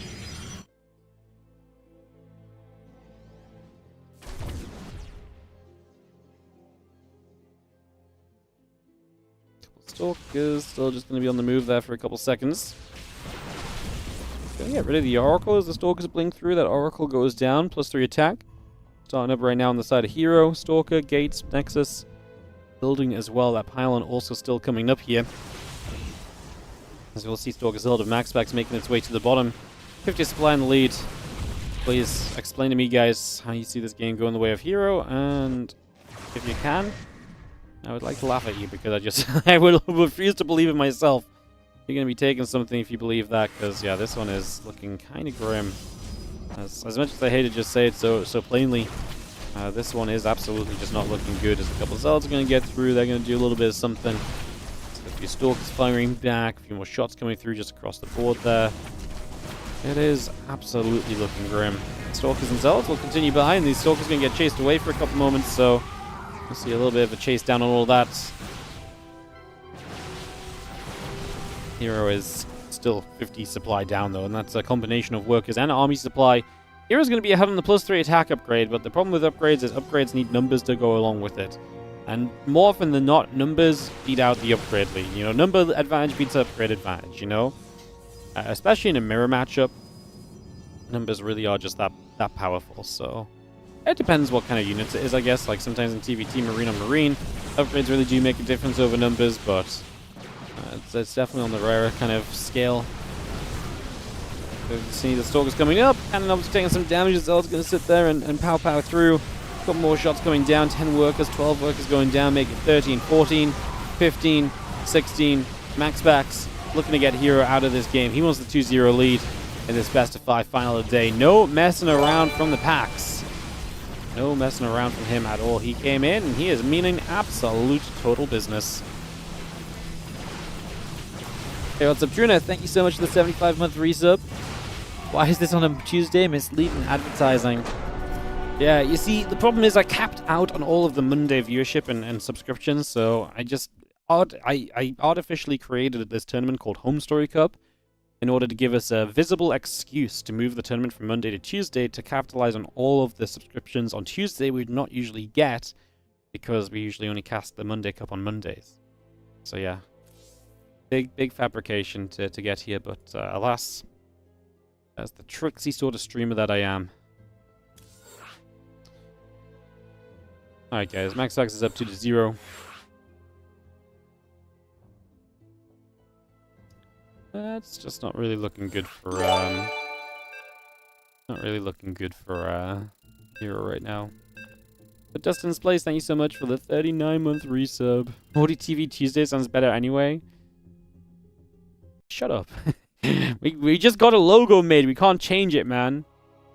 The thing is, WardiTV Tuesday sounds better, but WardiTV Mondays sounds better than Tuesdays, I think. I don't know why. I knew it had planned 28.5 years in the making. Freaking streamers do anything to make things favor them, don't they? Right, we're very tricksy. We're a very tricksy species. I don't know what else to say. herO down 0-2. MaxPax leading 2-0 is going to be the scenario here entering Title Citadel.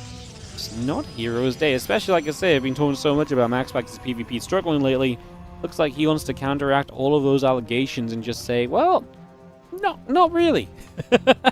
Not really, actually, Wardy. You see, I'm actually out here playing some great StarCraft 2 today against one of the very best to do it in herO, so is my PvP really all that bad? And to that I say, no. But he has had losses that a lot of us just don't expect to see MaxPax take a lot of the time, so it does kind of get you into a bit of a weird place. I need to test out Wardy Wednesday. Wardy Wednesday would not be a bad one, actually. Yeah.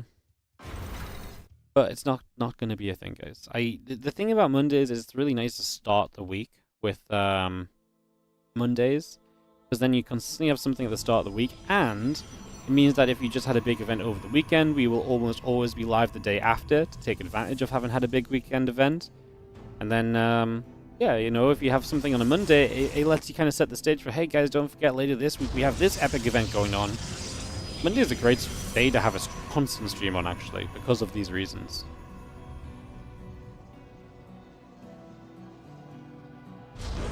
Why don't I call it WardiTV Weekly? Then I can run it anyway.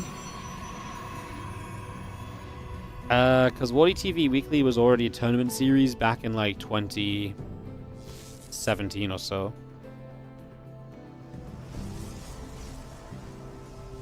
I don't know, I just called it the WardiTV Monday Cup because it was replacing the ESL Monday Cups.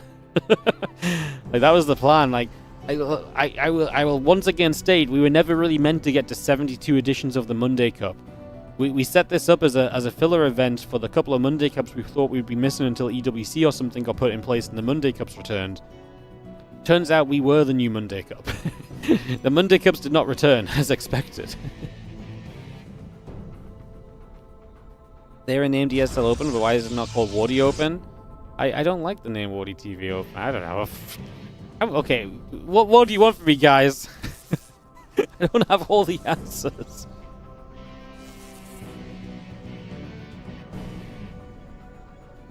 Wardi Open was actually also a tournament back in 2016. It was the inaugural event called Wardi. So I just didn't want to get people confused with the 2016 Wardi Open and then the Wardi Open being a weekly thing, you know? Didn't want people to not be signing up thinking that this was a tournament from back in the days. Wardi Open seems wrong. It does, doesn't it? It really does. I can't explain it, it just does. Like, some of these things just don't sound right. Like, I have no better explanation for it than, just sounds messed up, you know?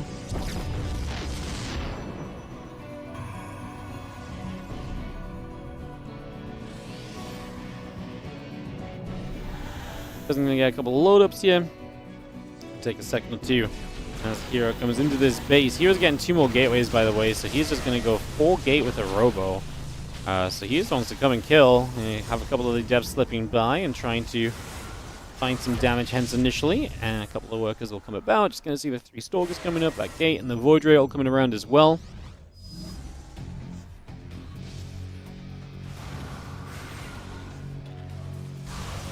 Get that Void Ray finishing soon. The gateway's still building by. A couple of units still gathering together for just a few moments. Prism loads up a sentry or two, trying to bring them in the main base, taking herO a second or two to get this going. That battery's going to die. Then we can maybe micro against these voids a little bit. Okay, we're going to dive forward a little further. We're just taking a lot of damage. Obviously, probes pulled in. A lot of those probes will begin to go down now. We are going to see, I was going to say, I think the voids are kind of spinning around to get an angle on the prism, but we're going to unsiege that now. We're going to turn onto the voids. We're going to kill one. We're going to kill two, probably, most likely in a second. Still no, not yet, but soon. There we go. GG. Bam. Series back on track for herO. Well, he at least takes a game, which much more back on track than it was otherwise. Heading to game 4 very shortly. You like Wardy Weekly?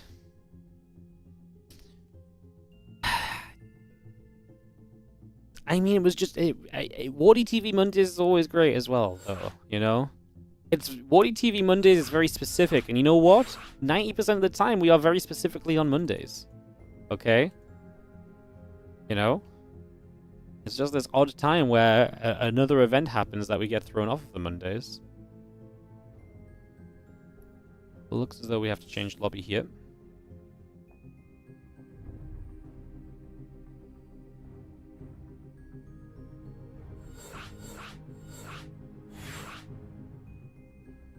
Why do I get 300 bucks from each week? It's actually 400 bucks. Yeah. Where do we get it from? Nobody knows. Well, I do know. Wally, did you try Twitch alternative name Kick? They give you more % of every sub than Twitch. Kick is a scam. It's just a scam to get people to advertise their gambling site, mate. It's not a legitimate streaming site. They literally have to pay all of the streamers because the conversion rate of getting people to support people on Twitch, on Kick, sorry, is so bad. The only way anyone makes money streaming there is because Kick pay them a stupid amount. The majority of Kick subs are actually gifted subs by the owners of Kick, and they have that much money because they get people on the platform, then they get them addicted to gambling, and they take all the money. I don't know about you, I'd rather get you guys addicted to giving me money than giving some gambling website money, so... yeah. Kick is not a good place, and you should not support it. And a lot of my money comes from advertising, and I can't advertise on Kick because they're not allowed to have ads because they're so corrupt, no one will advertise with them. So it's just in general a miserable place. It's not like terrible, but it's just not actually an alternative to Twitch. They spout all this nonsense of like amazing sub splits and blah blah blah blah blah. It's like, yeah, cool, whatever. Like the problem is like you can take more percentage of a sub, but you also don't get any subs because no one actually supports people there, you know. So also I actually already have a better sub split on Twitch because there's a point where you have a certain amount of subs on Twitch, you actually just get a better sub split anyway. So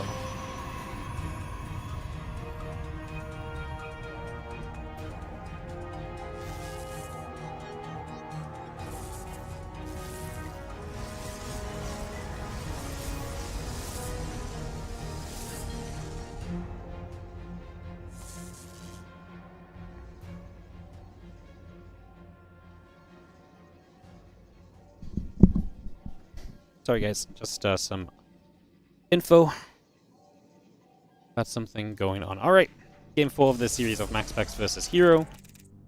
As we get this ready to go.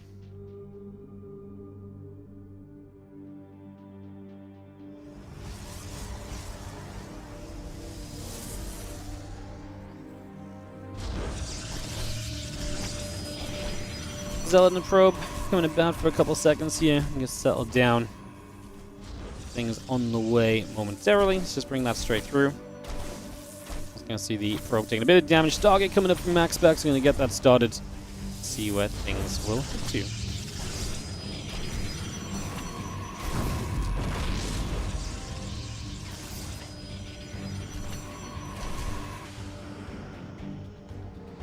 Hallucination pops out from the Sentry. Just going to be seeing the Zealots still swinging down on the Cybercore. Again, Stargate's coming up. Sentry going to be there. Just gonna see the hallucination still moving about for a couple moments. The Stargates continue to build by for a couple of moments. Seeing where we go. And a little bit of pressure coming about. Obviously, MaxPax with the wall at the front, but can't expand because of that Cybercore blockage from herO. And herO just throwing the expansion down himself. He's going to go Stargate too. It's interesting. A lot of the time, Stargate versus Stargate turns into Phoenix versus Phoenix, but there's an Oracle on the way from MaxPax. Good chance herO goes Oracle as well, and if that's the case, I mean, he might go Phoenix. What's he building? What's the build? A Phoenix. So he might just know it's an Oracle too. In which case, because he's had the scouting, so he can build a Phoenix against it, and then maybe make a few Phoenix, take control. MaxPax's going to make Phoenix as well, though, so we actually are going to get a bit of a Phoenix versus Phoenix war right here for the moment. Hey, thank you, Jack Burton PCE. Thank you for the 10-month resub on the Prime. I appreciate you. Thank you very much.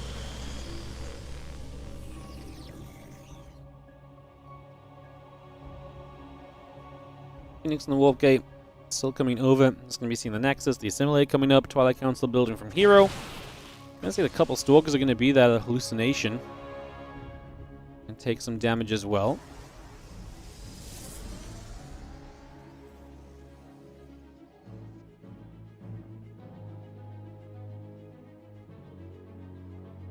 And Blink building, the Oracle on the way, a couple of Stalkers coming through, just going to get a couple more of them warped in already. Phoenix and the Warp Gate continue to come about. Robo Facility Nexus all coming around here. Just going to see a few more of those probes transferring over. And the Phoenix of MaxPax in that main base are going to turn away that one Phoenix of herO. Now, it's not going to be Phoenix on Phoenix because herO is going to go into the Twilight Council and Blink. So he's going to get into Blink there initially, get that on the go. Robotics Facility, again, the couple of probes and that Stalker. Still all continuing up just for the moment. That Blink continuing through, and a bunch of those Phoenix continue to head to the top side. And he's going to get ready to move into this natural. Going to have Stalkers in position. One probe gets jumped on. Going to see the Phoenix going to get jumped on as well. Just going to take that out right away.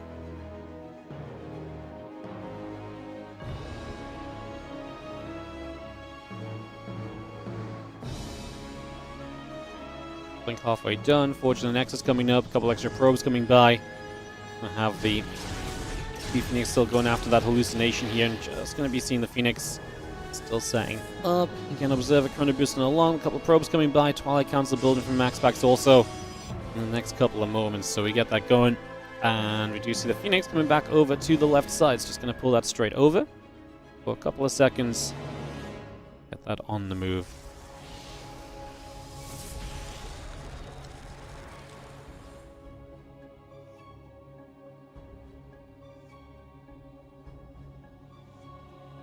Again, +1 and Blink. Building on by. Just going to see the couple of probies coming in. He's going to have the Nexus coming about as well. We'll continue to get that going. Hallucination around the top of the natural. Phoenix going to step over. We're going to start getting rid of a few of these probes already. So we just jump on those right off the bat. And we get 5 workers. The benefit of having those Phoenix is that they can kind of dive in, get some workers here and there, and then just back away a little bit. Stalkers wanting to move on the map here initially from herO. So they're just going to get on the move as well for the moment.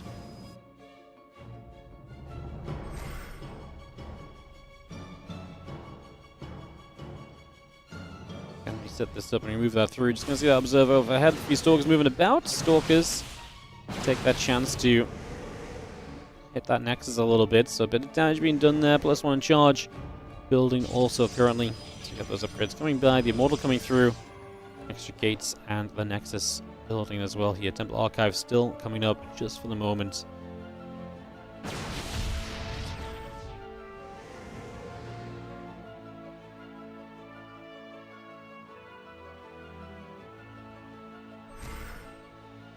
Stalkers herO just going to back away a couple of seconds. Do you see with the Temple Archives, the charge all coming through, the +1 upgrade coming up as well. So a lot of these little bits and pieces coming over at the moment. Temple Archives drops down as well there.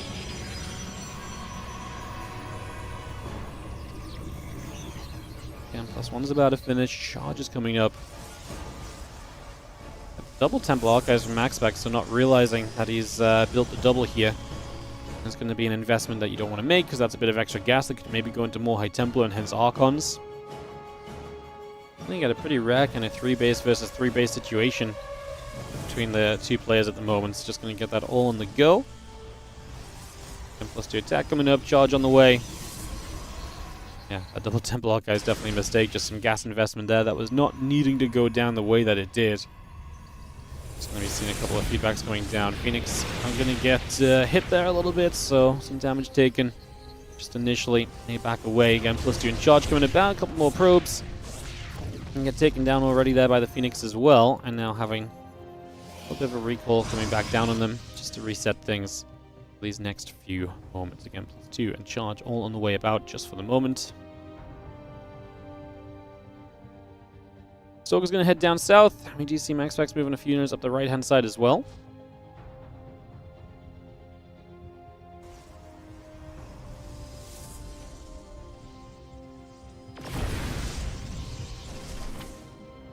That's going to go after the Stalker. Going to get the Phoenix back in for a few more probes. Stalker's on the right side of the map. Going to try and hit the 4th base, but they blink into Immortals and the Archon, so there's no blinking over those force fields as an escape, unfortunately, because, like I say, you blinked in, so you kind of got yourself committed there immediately.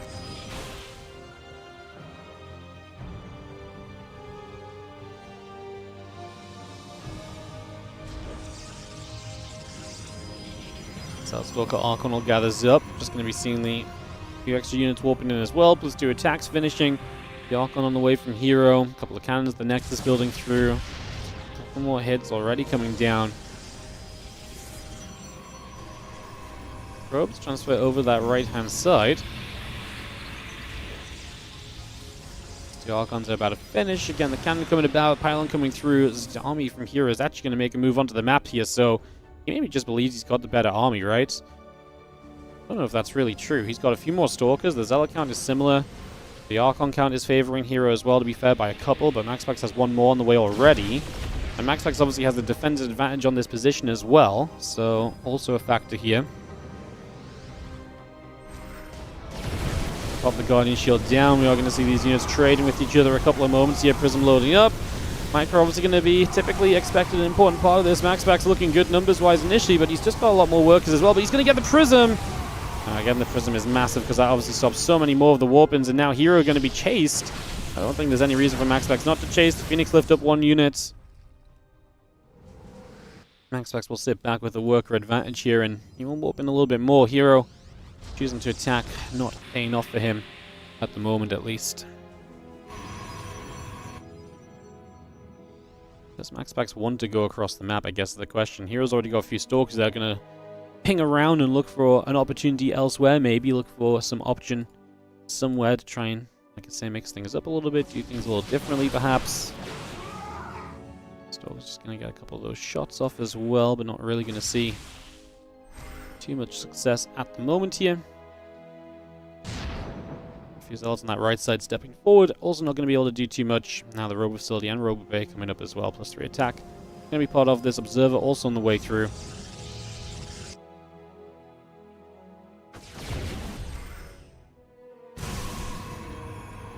Stalker, Archon, Zealot gathering. A few other Zealots join up as well. +3 attack coming in. Just going to be seeing the units joining together there. Stalkers getting in after the Observer. Observer is going to go down. The other Observer going to be right there too. Robo Facility. Disruptors coming up. Just going to see the Zealots charging forward, getting in after those Stalkers. Still got the cannons building up as well. So a bunch of those cannons coming straight forward right now. Getting that on the go. Army of MaxPax ready to take a dive forward. He's attacking into the cannons, but herO's moving kind of horribly. I mean, he's going to catch one Archon on the bottom right side, but that means everything else is just missing. The Disruptor does nothing, goes down before it connects. MaxPax coming through to this fight. Zealot's on the other side going to be held off by a very low number of units as well, so I do just like what we got here as MaxPax. There's another Disruptor just walks straight down from herO. He doesn't realize it either, so it's just going to die. Unfortunately, that might just be the kind of the costly experience to round this one out. As herO's supply has plummeted, MaxPax already up 2-1 in the series. A win here obviously puts him into a victory in the series too. It looks as though that is going to be the case, as MaxPax's army is not going to get shut down. herO's reinforcement is he's basically now super reliant on some disruptor connections, which is obviously never really a guarantee. 170 to 99 supply. Let's see a couple more of those are still looking through towards those disruptors. The Immortal Archon force pushing up this ramp, going to get in. Robo Facility going to take damage. It's going to fall. And that is going to be just, again, this continued push forward. A couple of Zealots are stepping through. Disruptor shots, gonna pull away from them, and then once they're on cooldown, everything else is pretty much just a guaranteed continued advance at this point from MaxPax. Again, he is just waiting for herO to tap out of this, and this is gonna be a GG. Any moment. There it is. MaxPax 3, herO 1. Guys, I gotta dip actually kind of quickly. Something came up, so I will love you. I'll see you guys tomorrow. I will see you guys later. A little fortunate MaxPax won this game because I was gonna have to dip no matter what happens. So MaxPax wins. I'll see you guys tomorrow. I don't hate you guys. I just gotta go and get something done. I'll see you guys later. Bye.